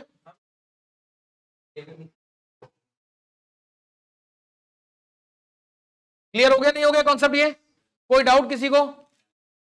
अगला क्या था, बाद में उठाना, अभी तो अब तुम महान,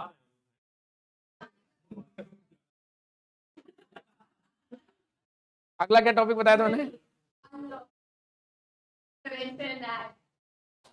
UAPA,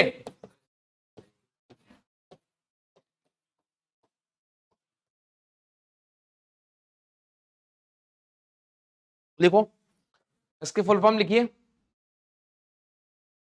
unlawful activities prevention act लिखिए। अनलॉफुल एक्टिविटीज प्रिवेंशन एक्ट 2019 में बहुत न्यूज में था ये, ठीक है। अभी रिसेंटली भी क्यों न्यूज में आया, बिकॉज इस पे हाईकोर्ट का एक ऑर्डर आया है इस पे।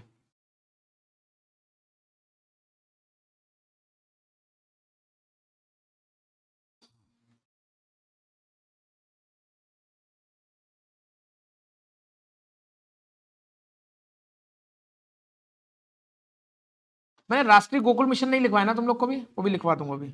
वही मैं देख रहा था, कुछ छूटा हुआ लग रहा है मुझे, पता नहीं क्यों।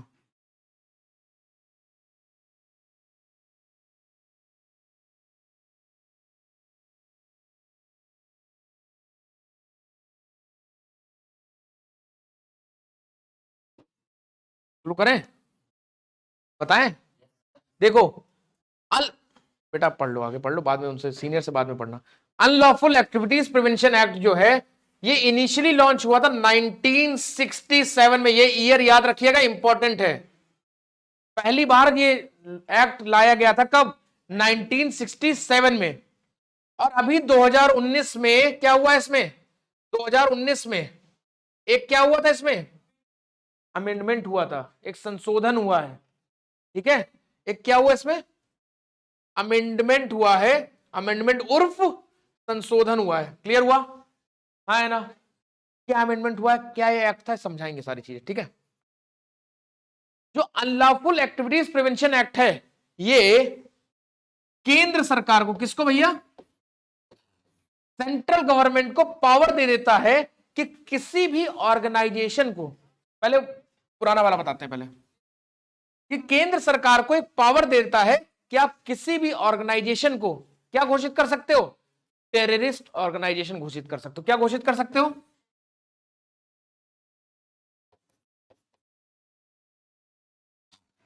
जैसे जैसे ये यहां कौन उठा ले गया? तो जैसे यहां बूमर का टुकड़ा पड़ा था, समझ रहा नहीं? अब वो यहां से गायब हो गया। मैं केंद्र सरकार हूं, मुझे इसमें कुछ संदिग्ध लगा कुछ नहीं, मुझे इन्हें धरवाना है, बस समझ नहीं आ रही है। इन दोनों लोगों का जो ऑर्गेनाइजेशन है उसे पकड़वाना है, तो मैं क्या कर दूंगा कि इन दोनों का ऑर्गेनाइजेशन क्या है? संदिग्ध है, इनकी जांच करो, इनको टेररिस्ट ऑर्गेनाइजेशन घोषित कर दिया। बात समझ में नहीं आई? बात समझ में नहीं आई? केंद्र सरकार ऐसा क्यों करती? ताकि जब टेररिस्ट अटैक्स होते हैं उनको सही से डील किया जा सके। लेकिन इश्यूज कहां पे आ गए? इसके मिसयूज होने लगे। बात समझ में नहीं आई? गवर्नमेंट ने बहुत सारे बार ऐसा देखा गया, गवर्नमेंट ने अपने क्या प्रोपोगेंडा के लिए लोगों को टेररिस्ट ऑर्गेनाइजेशन घोषित करना शुरू कर दिया था। बात समझ में नहीं आई? क्लियर हो गया? तो अनलॉफुल एक्टिविटीज प्रिवेंशन एक्ट का मेन मतलब क्या हुआ है, समझ में आया? हाल ही में जब 2019 में एक वो आया, क्या आया? अमेंडमेंट आया।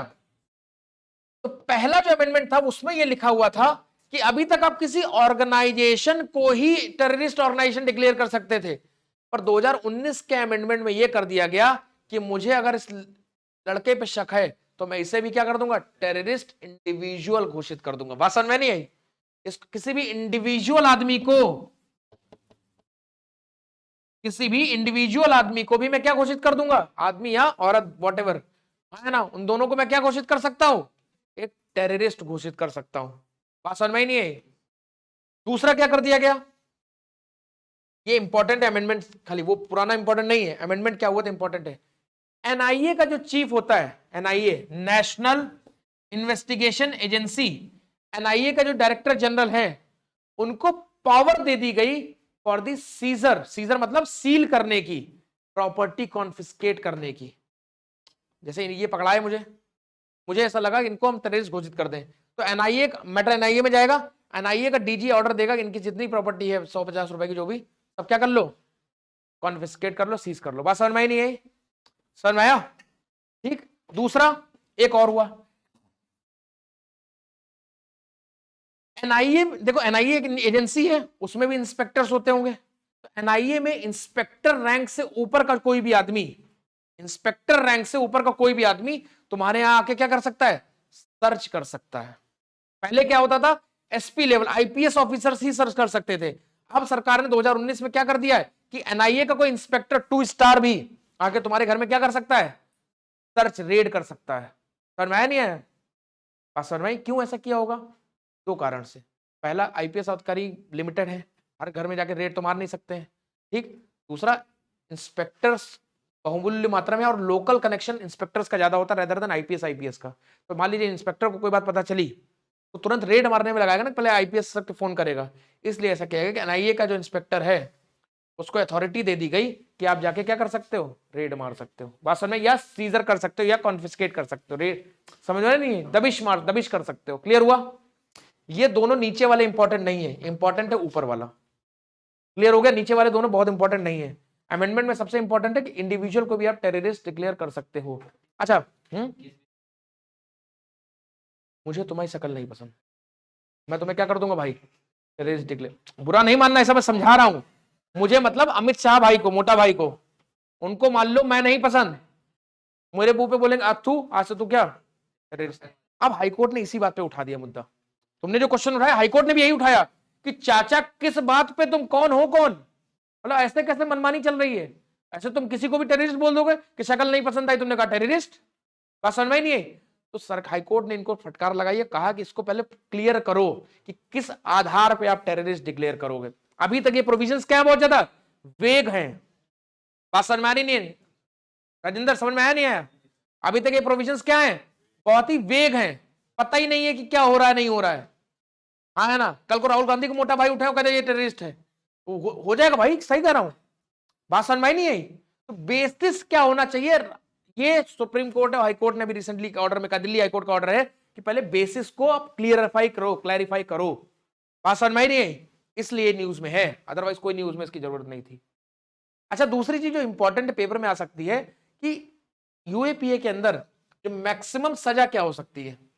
अगर आपके ऊपर यूएपीए लग गया तो आपको मैक्सिमम सजा क्या हो सकती है, सोचो बताओ क्या हो सकती है तुम्हारे हिसाब से। हाँ बोलो। और लाइफ इम्प्रिजनमेंट या फिर सीधा डेथ। समझ में आया नहीं है? गुलोटीन नहीं, तुम गुलोटीन पढ़ा रहे हो, तुम गुलोटीन गुलोटीन कर रहे हो।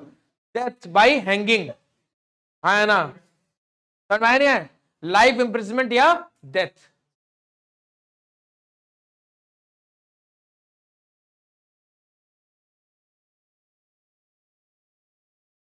मेरी मौसी क्या रखते हैं, हाँ भाई जेल में रखेंगे उस, हाँ क्लियर हो जाता है कि नहीं ये उसका टेररिस्ट लेना देना है या टेररिस्ट।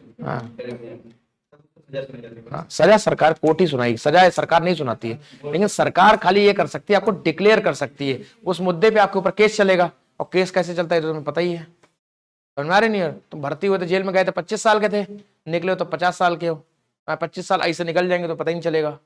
ये रिसेंटली बहुत सारे केस आ रहे हैं कि आदमी जो है गलत केसेस में फंसाए जाते हैं। अभी बहुत सारे केस न्यूज में देखे नहीं देखे, अभी रिसेंटली तो एक न्यूज में भी था, यूपी का ही केस था कि उस बेचारे को गलत केस में फंसाया गया था, फॉर दी डोमेस्टिक वायलेंस के गलत केस में फंसा था वो आदमी। लगभग लगभग 25 साल, सॉरी मर्डर के केस में, आई एम सॉरी, मर्डर के केस में गलत फंसा था, लगभग 25 साल जेल में रहा और उसके बाद उसको क्या कर दिया गया, बरी कर दिया गया। तो क्वेश्चन उठा कि इसके 25 साल जो खराब हो गए उसका ठेका किसने लिया है। तो this is also a question, दिमाग में इस चीज को बैठा लो कि तुमसे अगर इंटरव्यू में पूछा जाए कि ऐसा जो होता है आप क्या सजेस्ट करते हो, तो बोलोगे सर जो उसके 25 साल गंवाए हैं हो सकता है हम उसकी मॉनेटरी भरपाई करेंगे, सरकार को मॉनेटरी भरपाई करनी चाहिए। दूसरा दूसरा क्या करना चाहिए, उसको जेल में ही हम कुछ ऐसे स्किल डेवलपमेंट के काम शुरू कर दें कि जब भी वो जेल से बाहर निकले तो ऐसा बैला ना निकले, कुछ काम कर सके। बात समझ नहीं आ रही है? तीसरा तीसरा बाहर निकले तो उसको गवर्नमेंट हो सकता है सरकारी नौकरी में रिजर्वेशंस दे दे ऐसे लोगों को। समझ नहीं आ रही है? जो बिना आरोप के इतने साल रहे हैं, बरी हुए और कम लाइफ एज है, तो लेट्स से उनको 65 साल तक जॉब दे दे, है ना, 15 साल तो कम से कम सरकारी नौकरी चैन से करेंगे वो, समझ में, इज्जत की नौकरी जिएंगे। तो जो उन्होंने समाज में रेपुटेशन गंवाई है, सरकारी नौकरी हमारे सोसाइटी में टैबू है कि नहीं है? भले ही तुम लेखपाल हो लेकिन तुम्हारी इज्जत, भले तुम कमाते 20,000 रुपया महीना हो, सरकारी नौकरी हो, तुम क्या हो, चपरासी हो, लेकिन तुम सरकारी नौकर हो, तुम्हारी एक इज्जत है, समझ में नहीं? तो सरकारी नौकरी उसको दे दी जाए। ये सब चीजों पे बात कर सकते हो तुम, मतलब तुम्हारे थॉट प्रोसेस के ऊपर कुछ भी बोल सकते हो, लेकिन ये सोचने वाली विचार योग्य चीज है। इसीलिए तो हाईकोर्ट ने कहा कि तुम किस बेसिस पे इसको यूएपीए में टेररिस्ट घोषित करे दे रहे हो। ये सब मेंस में लिखा जाएगा, प्रीलिम्स में इसका इतना रोल नहीं है, मेंस के लिए सोचो। बात समझ नहीं आ रही है? और अगर ऐसा ही है तो यार कल को तो, आज तुम अगर उसके विरोध में प्रोटेस्ट नहीं कर रहे हो तो कल को हो सकता है तुम ही टेररिस्ट घोषित कर दिए जाओ। बात समझ में नहीं आई? आज मैंने सुबह तुम्हें पढ़ाया था लिबरल और रेडिकल्स के बारे में। तो लिबरल क्या कहेंगे ऐसे मुद्दे पे? लिबरल कहेंगे नहीं ये गलत है, और रेडिकल क्या कहेंगे? तोड़ दो ऐसे ऐसे कानूनों को। रेडिकल और ज्यादा एक्सट्रीम हो जाते हैं। असल में सुबह मैंने पढ़ाया तुम लोग को। क्लियर हो गया कॉन्सेप्ट? ये कॉन्सेप्ट क्लियर हो गया नहीं हो गया यूएपीए का? कोई डाउट किसी को? अच्छा, ministry of home affairs manage करती है तो सबको पता ही है। क्लियर हुआ? कोई डाउट किसी बालक या बालिका को? बोलो, अगला टॉपिक बताइए।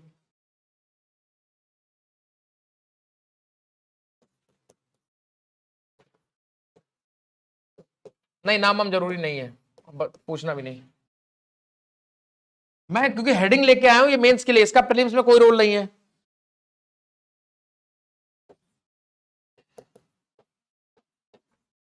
जीएलए का मतलब वो मर्सिडीज वाली जीएलए नहीं है, ये गुजरात लेजिस्लेटिव असेंबली है, ठीक है? समझ रहे हो नहीं? आधे लोग तो जीएलए का मतलब समझ ही नहीं पाए, वो मर्सिडीज से क्या बोल गया। आधे लोग नहीं समझ पाए होगा। गुजरात लेजिस्लेटिव असेंबली, समझ में आया नहीं आया? क्लियर हो गया? अब देखो, सुनो मेरी बात को, ये तुम्हारा मेंस के लिए टॉपिक है। कोई एक लेडी मेंबर है जो जिनको पहली बार गुजरात लेजिस्लेटिव असेंबली में स्पीकर की पोस्ट मिली है।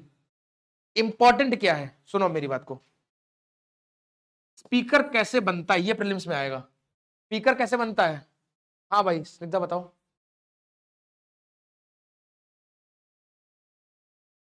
बताओ ना।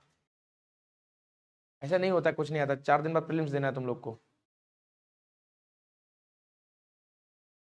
कैसे स्पीकर कैसे इलेक्ट होता है? इलेक्ट होता है कि नॉमिनेट होता है, यही बता दो। पॉलिटी किसने किसने पढ़ी हुई? अभी तुम लोग के लेक्चर्स नहीं हुए पॉलिटी के भी? पर हाल चलो मैं ही समझा देता हूं। जो स्पीकर होता है भाई साहब, सुनो, speaker is one among the members of the house only. जैसे 100 लोग पार्लियामेंट में, या जैसे let's say legislative assembly, Gujarat legislative assembly में लेट्स से 100 विधायक सेलेक्ट होके गए। अब इन्हीं 100 विधायकों में से एक आदमी खड़ा होगा या 2 आदमी खड़े होंगे किसके इलेक्शन के लिए? स्पीकर के लिए। और यही जो 100 लोग अंदर बैठे, बाकी लोग जो हैं वो इनको क्या करेंगे? वोट करेंगे। बात समझ रहे हो? और वही स्पीकर का चुनाव हो जाएगा। ये भी पूछा नहीं जाएगा तुमसे। पहली बात समझ में आया? स्पीकर इलेक्टेड होता है कि नॉमिनेटेड होता है? इलेक्टेड होता है। क्लियर हो गया? दूसरा, स्पीकर का इलेक्शन किस डेट को होगा ये कौन डिसाइड करता है? बालक सही बताओ। पार्लियामेंट के लिए प्रेसिडेंट, पार्लियामेंट के लिए प्रेसिडेंट, और स्टेट्स के लिए गवर्नर। क्लियर हो गया? पार्लियामेंट के लिए प्रेसिडेंट डिसाइड करता है। जैसे हमारे ओम बिरला जी हैं, जब ओम बिरला जी जब वहां पे इलेक्शन हो रहा होगा, वो डेट किसने डिसाइड करी थी? प्रेसिडेंट ने डिसाइड करी थी। और जैसे तुम्हारे लेट से यूपी विधानसभा है, इसके जो स्पीकर हैं उनकी डेट किसने डिसाइड करी होगी? गवर्नर साहब ने, है ना? गवर्नर मैडम ने, अब तो मैडम है। लेकिन पता तुम्हें एक बात, गवर्नर सर ही बोलते हैं, तुम्हें पता है? कभी आए वो आनंदीबेन पटेल, लेकिन उनको सर ही बोला जाता है, गवर्नर सर। डीएम लेडी होंगी फिर भी उनको सर बोला जाएगा, ये बात तुम्हें पता है? जब तुम डीएम बन जाओगे जब, तो भी तुम्हें क्या बोला जाएगा? मैडम नहीं बोला जाएगा, सर बोला जाएगा। This is protocol. पता तुम्हें ये बात? क्यों? उस पोस्ट को हमेशा पैट्रियार्कल माइंडसेट से देखा गया है, हमेशा से ही। समझ में? ये तो मेंस में लिखोगे, लिखोगे मेंस में कि आज भी ब्यूरोक्रेटिक जो हायरार्की है उसमें मैडम शब्द का प्रयोग बहुत हद तक नहीं किया जाता है। लेडीज को भी सर के नाम से ही याद है एक आया था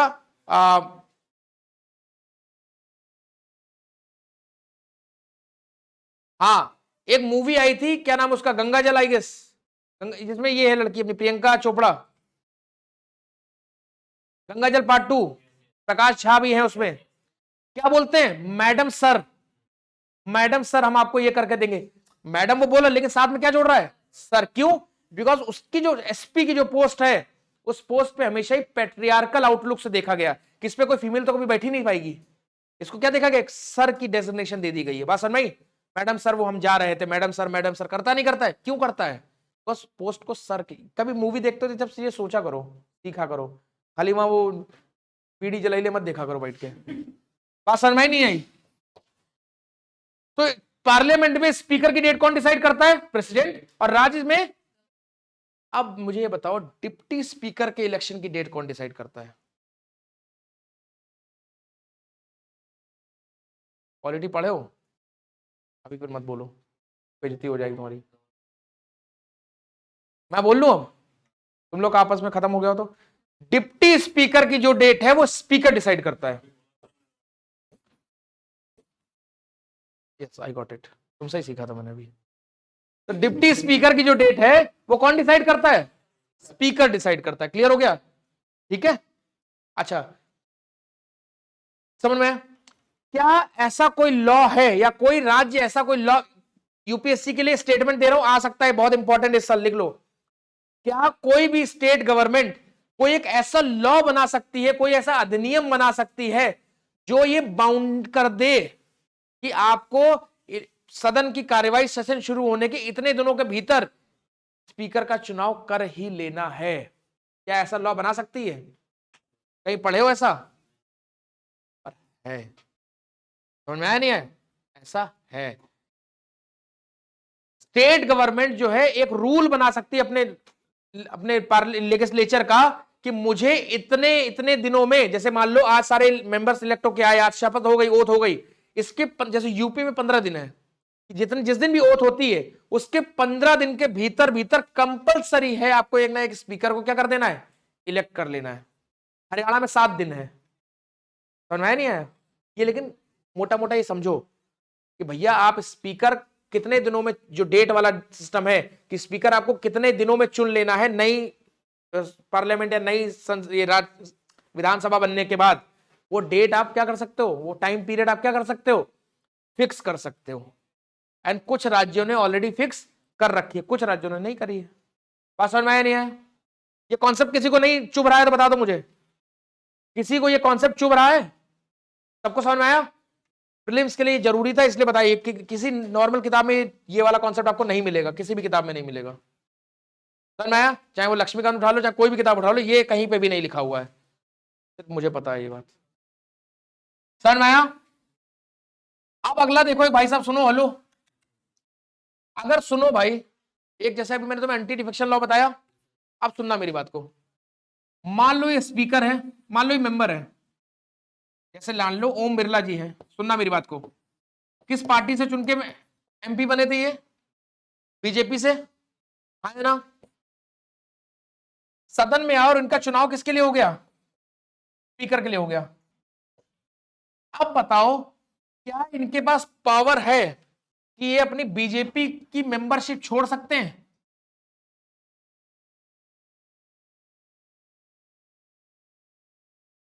बोलो शैलेश। मान लो, सुन लो एक बार, तुम लोग को पता है नहीं पता है, एक बार सुनो मेरी बात सुनो, बहुत इंपॉर्टेंट कॉन्सेप्ट बता रहा हूं इसलिए कर रहा हूं, शांति सुनो। ओम बिरला जी क्या बने? एमपी बने, किस पार्टी से? बीजेपी से। सदन में पहुंचे, अब स्पीकर के चुनाव की बात हुई, बीजेपी ने इनको आगे प्रोजेक्ट कर दिया, आप सदन के नेता हमारे, आपको हम स्पीकर बनाना चाहते हैं। वोटिंग हुई, सबने इनको जिता दिया, ठीक, ओम बिरला जी जीत गए, स्पीकर बन गए। अब ये कह रहे हैं कि मुझे जो है बीजेपी की मेंबरशिप छोड़नी है। सुनना, मैं किस पार्टी से शादी करा हुआ हूं? ए से, और अब मैं क्या कर रहा हूं? उस ए से क्या करना, शादी, मुझे डाइवोर्स लेना है। तो क्या इनकी एमपी की जो सीट है वो चली जाएगी क्या? कितने लोग कहते हैं चली जाएगी? नहीं जाएगी। ये स्पीकर का स्पेशल राइट होता है कि अगर वो जिस भी स्पीकर बनता है वो जिस भी पार्टी का मेंबर था उसकी मेंबरशिप छोड़ देगा, और जब स्पीकर पद से वापस आएगा, मतलब जैसे उसकी स्पीकर खत्म होगा, वो उस पार्टी की मेंबरशिप दोबारा ज्वाइन कर सकता है, और उसका इस पे कोई भी, इसके पद पे कोई भी प्रभाव नहीं पड़ेगा। इसको स्पेशल प्रिविलेज अवेलेबल है। ये क्यों? सुनो, क्या पार्लियामेंट में स्पीकर के आगे सिर्फ बीजेपी वाले लड़के बैठते हैं? कांग्रेस भी बैठते हैं और भी पार्टी। ये इसलिए प्रोविजन बनाया गया ताकि ये वहां बैठे तो पार्टी न्यूट्रल हो जाए। इसके लिए कोई पार्टी बड़ी नहीं है, ये वहां का संसद का हेड है, शासन में, या विधानसभा का हेड बन के बैठे, सबके इक्वल मौका दे बात करने का, इसलिए ऐसा। लेकिन करता कोई नहीं है, समझ में नहीं है? करता कोई नहीं, सब पार्टी अपनी लुका के रखते जेब में, समझ में नहीं है? They don't do it, but they have an option. ये इंपॉर्टेंट है, ऑप्शन है कि नहीं है? है, ये इंपॉर्टेंट है। वो करता है कि नहीं करता ये इंपॉर्टेंट नहीं है, इंपॉर्टेंट क्या है कि उसके पास ये ऑप्शन है, और इस ऑप्शन के बारे में आपको पता होना चाहिए। क्लियर हुआ? अब याद रहेगा नहीं याद रहेगा? क्लियर हुआ? एक चीज और, सब में मैडम, सब में स्पीकर, मतलब अगर मैं आपको पार्लियामेंट का बता रहा हूं तो स्टेट में भी सेम रूल ही ऑलमोस्ट फॉलो होता है, कोई ऐसी डिफरेंस नहीं है।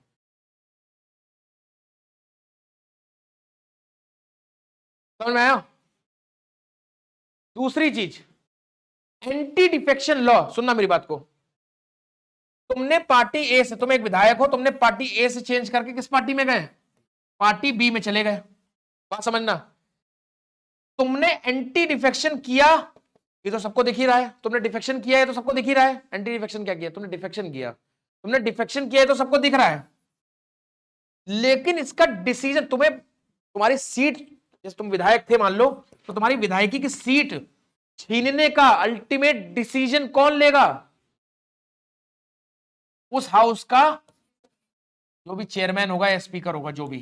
बात समझ में नहीं आई? कि भाई साहब मान लो ये बीजेपी के थे, अब इन्होंने बीजेपी से विधायक हैं, अब ये बीजेपी की विधायक हैं, और आज ये बीजेपी छोड़ के किस में चले गए? कांग्रेस में मान लो चले गए। अब इनकी विधायक जो गिरी है, नेतागिरी जो है, वो विधायक की जो सीट है, वो छीननी है कि नहीं छीननी है? ये किसके हाथ में है? मेरे हाथ में है। क्यों? मैं कौन हूं? स्पीकर ऑफ द हाउस हूं।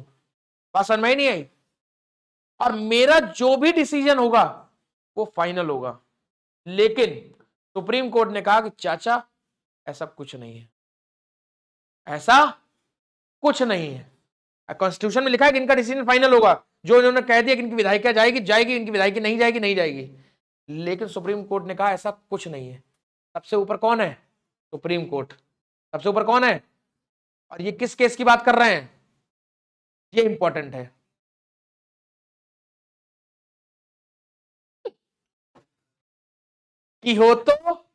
होलोहान केस, होलोहान केस। अब जिसने नहीं पढ़ा डरना नहीं, पढ़ोगे पॉलिटी में आगे ये चीज।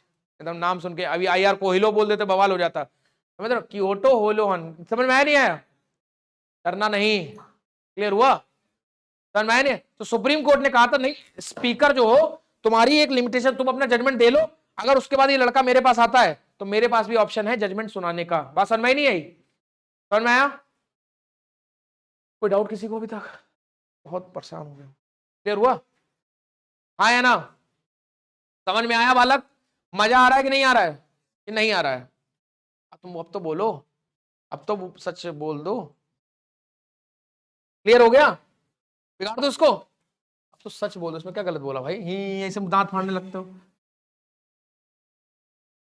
क्लियर हुआ नहीं हुआ?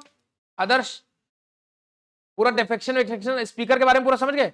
अब स्पीकर में मुझे जरा एक चीज और बता दो, एक क्वेश्चन और जो यूपीएससी बार बार पूछता है, that is who is called protem speaker. एक तो स्पीकर होता है, अब ये प्रोटेम स्पीकर नाम का क्या बवा है?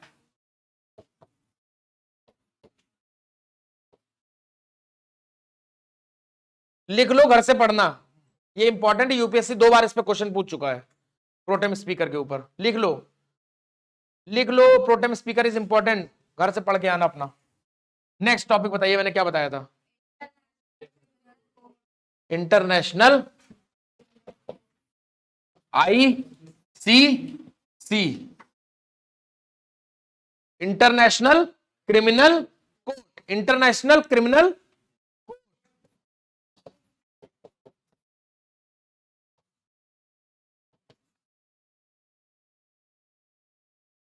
सुनो मेरी बात को, सुनो सुनो सुनो।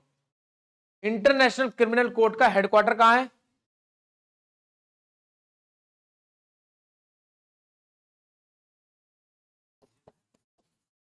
दोनों का हेग नीदरलैंड में ही है।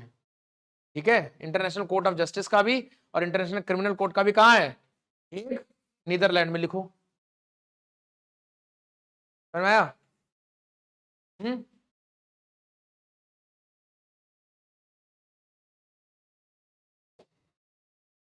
और ये कब बना है तुम्हारा? ये एक ट्रीटी से बना है जिसको बोलते हैं रोम स्टैट्यूट। समझ में आया नहीं आया? एक ट्रीटी, उसको बोलते हैं रोम ट्रीटी या रोम स्टैट्यूट से बना हुआ है। और ये ट्रीटी कब साइन हुई थी? अराउंड 2002 के करीब। देखो, समझ में आया नहीं आया? एक ट्रीटी के थ्रू बना है, याद रखना, रोम स्टैट्यूट बोलते हैं उसको। लॉ, स्टैट्यूट का मतलब है तो लॉ समझ लो इतना तुम। ट्रीटी कोई वो रूल रेगुलेशन। क्लियर हुआ नहीं हुआ? पेपर में क्वेश्चन आएगा, सुन लो लास्ट बार, कि ICC इंटरनेशनल क्रिमिनल कोर्ट क्या ये यूनाइटेड नेशन की बॉडी है? नहीं, ये यूनाइटेड नेशन की बॉडी नहीं है। ये इंपॉर्टेंट है। ये यूएन की बॉडी नहीं है, बस ये इंपॉर्टेंट था, लिख लो। और इंटरनेशनल कोर्ट ऑफ जस्टिस, जहां पे कभी कुलभूषण जाधव का केस चला था, आईसीजे, वो यूनाइटेड नेशन की बॉडी है, उसका भी हेडक्वार्टर सेम जगह है, हेग नीदरलैंड में। ठीक है, ये दोनों में डिफरेंस है, बस इतना लिख लो। इसी पे इसके अलावा क्वेश्चन नहीं आएगा, लिख लो, जिम्मेदारी से कह रहा हूं।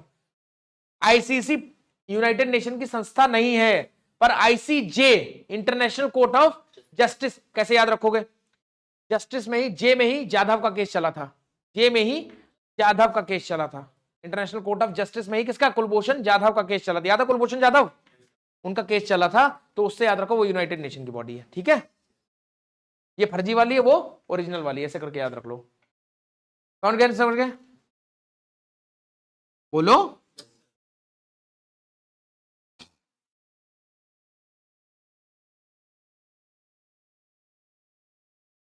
एक मिनट रुक जाओ।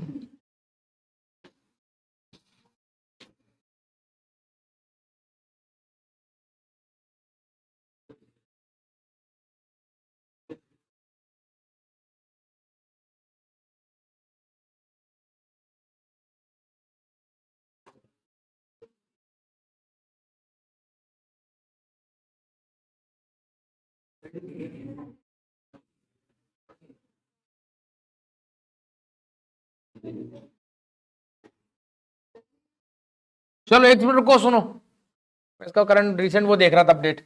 ये जो है रिसेंटली न्यूज में क्यों आया इंटरनेशनल क्रिमिनल कोर्ट? स्वर्णिम और स्निग्धा बाद में बात कर लेना, दोनों लोग बाद में बात कर लेना, जो भी बात कर रहे हो, मुझे डिस्टर्ब हो रहा है।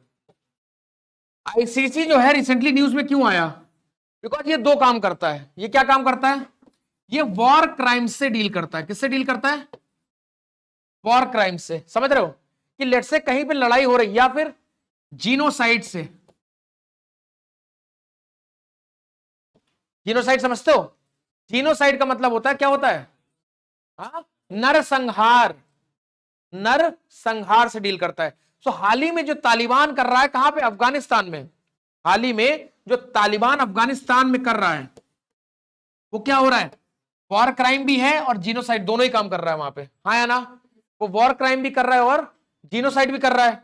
तो किसी देश ने इसके, तालिबान के खिलाफ आईसीसी में जाके कंप्लेन करी है, और आईसीसी इस पे एक मीटिंग करना चाह रहा है। आईसीसी बार बार तालिबान को समझा रहा है, मान जाओ चाचा, मान जाओ, लेकिन तालिबान मान नहीं रहे। मान क्या जाओ, उनसे कहा कि आके अपना रिप्रेजेंटेशन तो करो, तुम्हारे खिलाफ केस आया है। कह रहा भाई गोली मार देंगे। समझ रहे हो? नहीं आ रहा है वो, बात समझ में नहीं। वो अपना रिप्रेजेंटेशन ही नहीं कर रहा, कह रहा जो करना कर लो। बात समझ में नहीं है? क्या कह रहा है? कह रहा है जो करना है कर लो, हम नहीं आएंगे।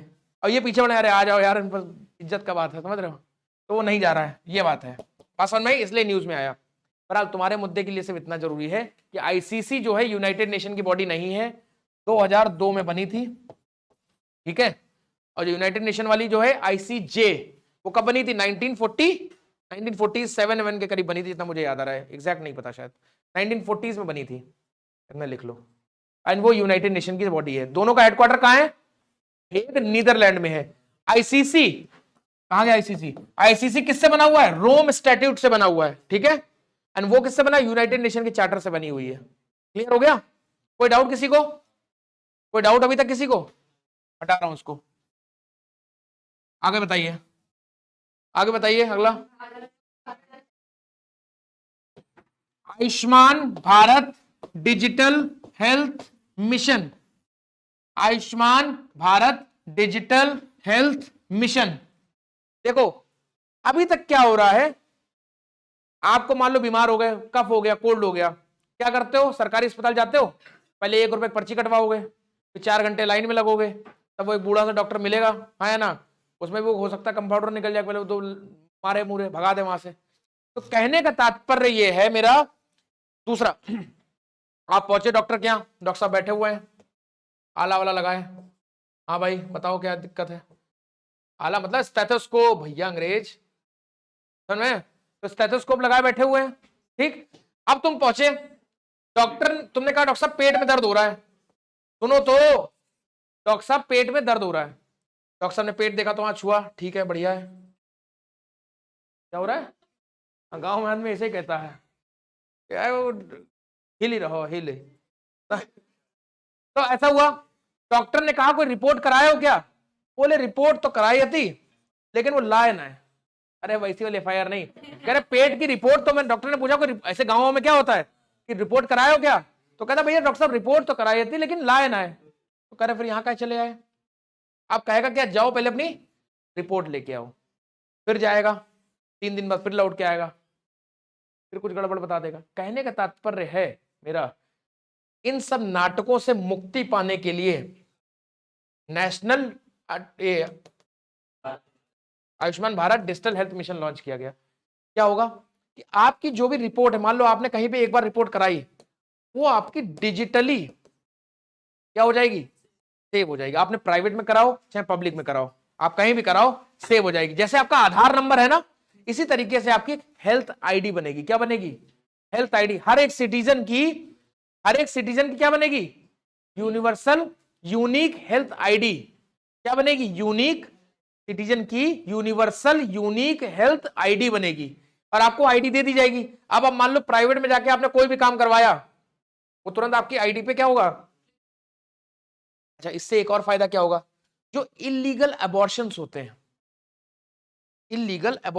हैं, या फिर जो फिटिसाइड होता है, पता चल जाता है कि महिला है, बच्ची है, और उसको इलीगली उसको म्यूटेट करवा दिया जाता है, ऑपरेट करवा दिया जाता है, जो चीजें होती है, ये चीजें भी बचेंगी। बिकॉज हेल्थ आईडी में लिख जाएगा इन्होंने कुटवाया है, हाँ या ना, लिख के आ जाएगा, नहीं आ जाएगा।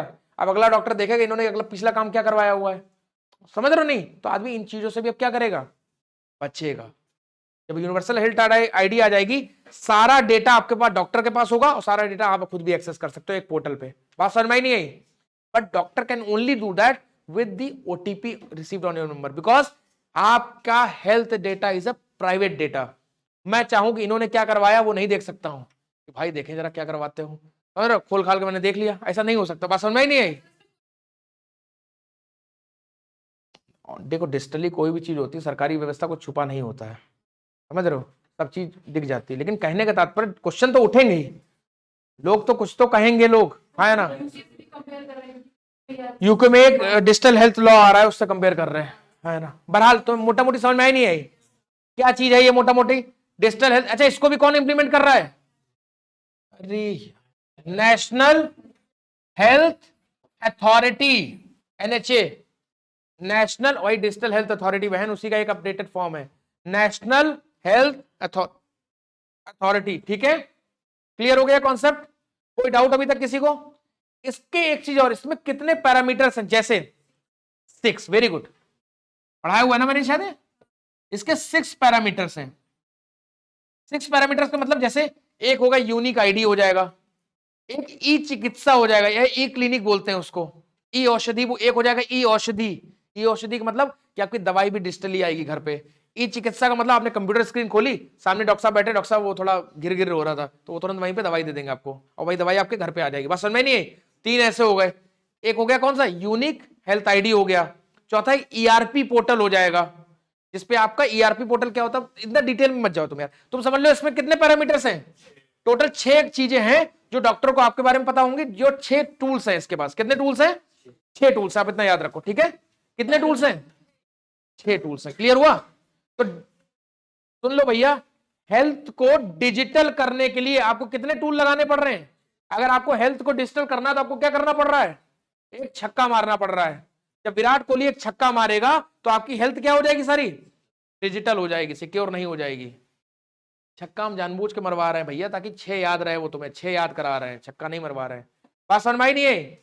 जब विराट कोहली एक छक्का मारेगा तो आपका जो नॉर्मल हेल्थ है, आपकी वो हेल्थ कैसे कन्वर्ट हो जाएगी? डिजिटल हेल्थ में कन्वर्ट हो जाएगी। 6 याद रहेगा? बच्चे भूल जाते हैं इसको, पेपर में 3 कर देगा तुम्हारा। पेपर में 3 ही टूल्स हैं इसमें, डिजिटल हेल्थ मिशन में। तुम क्या करोगे? 3 तो मार ही नहीं सकते हैं। ये चीज याद आ जाएगी, ट्रस्ट मी, अगर सही सुन रहे हो अभी तो पेपर के टाइम पे ये चीज याद आएगी और तुम्हें सही मौके पे खेल जाओगे। क्लियर हो गया कॉन्सेप्ट? नहीं? अगला बताइए टॉपिक। अरे वाह, साइक्लोन गुलाब देखने के लिए मेरी वीडियो देखो, एक मैंने वीडियो है जिसमें गाना गाया बचपन का प्यार, वो देखो, वो वीडियो देखो जाके, उस पर मिल जाएगा। मैंने साइक्लोन पूरा समझाया, साइक्लोन क्या होता है, कैसे बनता है। पर हाल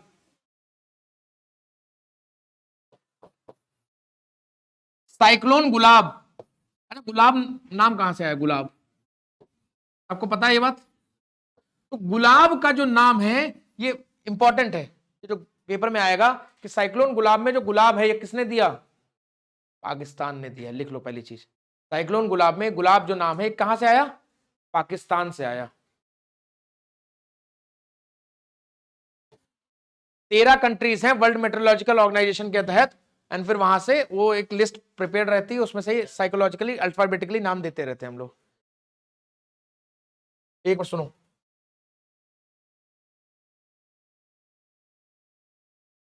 इंडिया है, म्यांमार है, लास्ट वाला म्यांमार नहीं दिया था, टाउटे है ना, एक है यास, यास किसने नाम दिया था, ओ मैन यस, है ना, ऐसे करके था, मैंने याद करा, मुझे याद है, मैंने पढ़ाया था, मैंने कहीं जब पढ़ा रहा था मुझे ऐसे कर, मुझे याद, मुझे भी याद है, वो बहुत पुराना है वो। बात समझो, किस क्षेत्र में आया ये इंपॉर्टेंट है। जो गुलाब आया वो गुलाब कहां आया मैडम, उड़ीसा ईस्ट कोस्ट पे आया, बे ऑफ बंगाल में आया, ये बंगाल की खाड़ी में आया।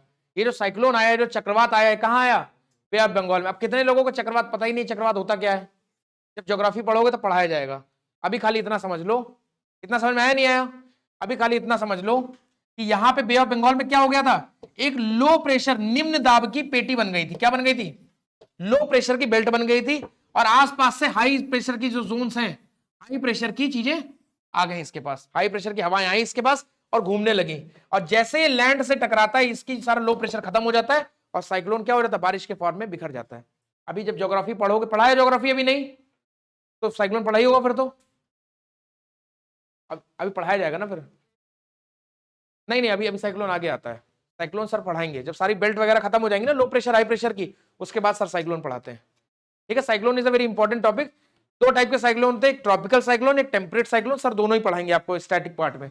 करंट अफेयर में मेरा खाली काम ये देने का है कि रिसेंटली गुलाब नाम का एक साइक्लोन आया, ईस्टर्न कोस्ट पे आया, ठीक है, और नाम गुलाब किसने दिया था, पाकिस्तान। बाकी सब आपको किसमें पढ़ाया जाएगा, स्टैटिक में पढ़ाया जाएगा, ठीक है, बिकॉज अभी अगर मैं स्टैटिक पढ़ाने लगूंगा तो सिर्फ गुलाब ही करवा पाऊंगा, समझ रहे हो, फिर चमेली रह जाएगा। आगे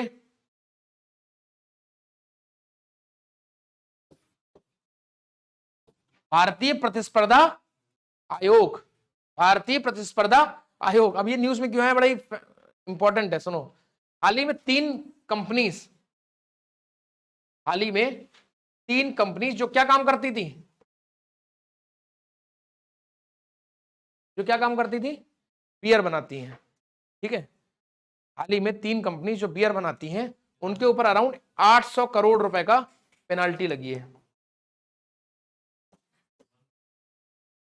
अरे एक दिन में देखो, ड्राई डे है कल, कितनी भीड़ थी,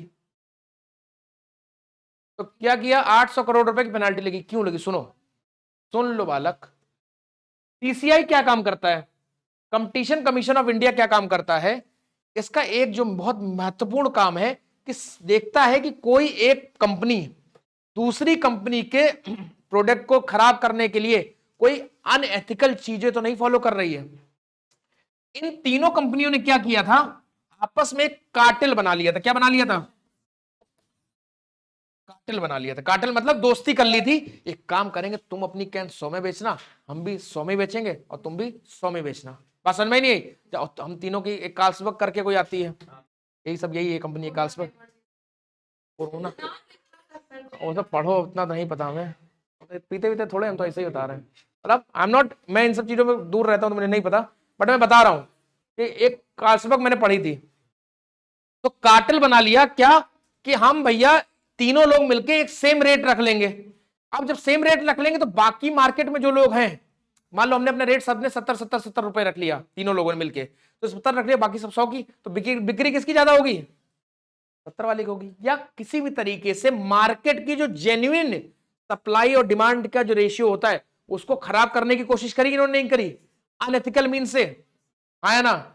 हम तीनों लोग दोस्ती कर लें साथ में और बोले कि एक काम करो, जैसे मान लो कार्टेल क्या होता है, तुम आए एडमिशन लेने, मैंने क्या कहा, एक काम करो 25,000 मुझे दे दो, मैं पढ़ा दिया करूंगा, ये क्या हो गए, अनएथिकल मीन्स है। तो कंपटीशन कमीशन ऑफ इंडिया मेरे ऊपर क्या करेगा, या एक कोई कोचिंग है उसकी मैंने वीडियो उठाई और यहाँ चलवा दी, वो लेते 70,000 रुपए, मैंने 20 रुपए बेच दी वो वीडियो तुम्हें, मैंने अनएथिकल काम किया, कंपटीशन कमीशन ऑफ इंडिया उठा के पटकेगा हमें? नहीं, क्योंकि हम अनएथिकल मींस यूज कर रहे हैं, करते नहीं है, समझाने के लिए खाली। समझ में नहीं आया? तो सेम चीज जब इन्होंने कार्टेल बना के अनएथिकल मींस किया, क्या किया?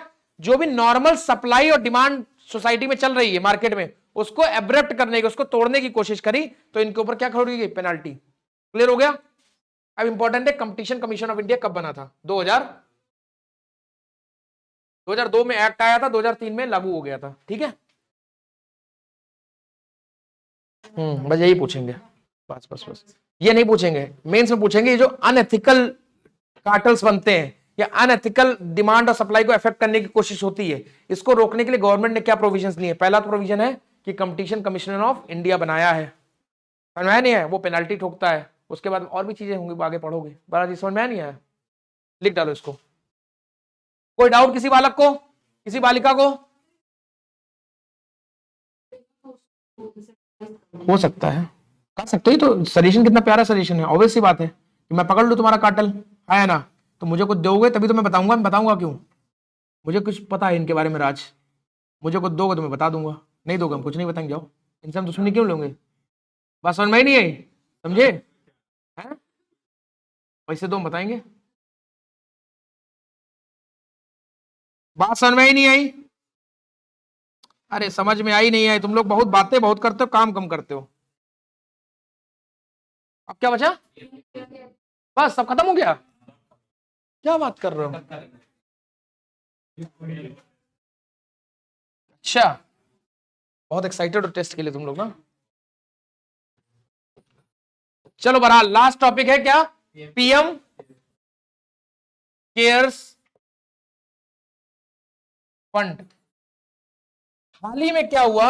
हाल ही में एक पिटीशन डाली गई थी दिल्ली हाई कोर्ट में, जिसमें पूछा गया था कि पीएम केयर्स फंड क्या राइट टू इंफॉर्मेशन के तहत आता है कि नहीं आता है, आरटीआई के तहत आता है कि नहीं आता है। तो गवर्नमेंट ने अपना जवाब दिया कि चाचा सॉरी, और एक इमोजी बना दिया ऐसे। बात समझ में नहीं आई? बात समझ में नहीं आई? क्या बोले कि चाचा sorry, we don't come under the RTI, तो आप हमसे डिटेल नहीं मांग सकते कि हमने खर्चा किया कहां, कैसे किया, क्यों किया, अपने काम से मतलब रखो। बात समझ में आई? एक आदमी था, वो गाड़ी में जा रहा था, ठीक, वो बच्चा जो था सिगरेट पी रहा था, ठीक है, वो बच्चा क्या कर रहा था? सिगरेट पी रहा था। ड्राइवर बड़ा था उम्र में, उसने उसको समझाया कि बेटा सिगरेट नहीं पीनी चाहिए, गंदी बात है, सिगरेट पीने से बहुत बुरा हो जाता है। बच्चे ने ड्राइवर से कहा, सर आपको पता है मेरे ग्रैंडफादर क्या थे? 130 साल तक जीवन दिए हैं। कितने साल तक जीवन जिया है? 130 साल तक जीवन जिया मेरे ग्रैंडफादर ने। तो ड्राइवर ने पूछा कैसे? तो उसने बोला वो अपने काम से मतलब रखते थे। समझ में नहीं आया? समझ में नहीं आया? तो कहने का तात्पर्य यही है। तो सरकार ने क्या कहा इनसे कि जिसने पिटीशन डाली थी कि अपने काम से मतलब रखो, ज्यादा नेतागिरी मत करो। बात समझ में आई? क्यों? बिकॉज आरटीआई के तहत हम पीएम केयर्स फंड नहीं आता है। तो किसके तहत आता है? हा? वही तो कह रहे, तो लोग इसीलिए तो कह रहे हैं बताओ तो, नहीं बताएंगे। हमने भी दिए हैं 100 रुपए, समझ रहे हो? 10 रुपए वालों तुम लोग, बात समझ में नहीं आई? क्लियर हुआ कॉन्सेप्ट? नहीं बहरहाल, तो PM care fund doesn't come under the RTI. सुन लेना, पीएम केयर्स फंड एक चैरिटेबल फंड है, ट्रस्ट, चैरिटेबल ट्रस्ट फंड है, लिख लो, इंपॉर्टेंट है ये, चैरिटेबल ट्रस्ट का फंड है, हेडेड बाई, जो भी प्राइम मिनिस्टर होगा वो, मोदी जी का नाम नहीं है, जो भी प्राइम मिनिस्टर होगा वो, प्लस डिफेंस मिनिस्टर होगा, प्लस फाइनेंस मिनिस्टर होंगे, लिख लो, ठीक है? ठीक है, जो भी, मतलब आज से मान लो 10 साल बाद कोई और प्राइम मिनिस्टर होता है तो वो इसका चेयरमैन हो जाएगा ऑटोमेटिकली, जो भी डिफेंस मिनिस्टर होगा वो चेयरमैन हो जाएगा। बात समझ में नहीं आई? समझ में आई? मेरी बात नहीं आई? क्लियर हुई कॉन्सेप्ट? ये क्लियर हुआ? समझ आई नहीं आई? है गड़बड़ है, नो डाउट। आइडली आपने पैसा दिया, मुझे पता तो चले आपने पैसा कहाँ यूज किया है, लेकिन वो नहीं बता रहे, ठीक है? अच्छा, ये जो पीएम केयर्स फंड है ये प्रधानमंत्री नेशनल रिलीफ फंड से अलग है, लिख लो, वो आरटीआई के अंदर है। It is different from PM relief fund, ये भी लिख लो, इंपॉर्टेंट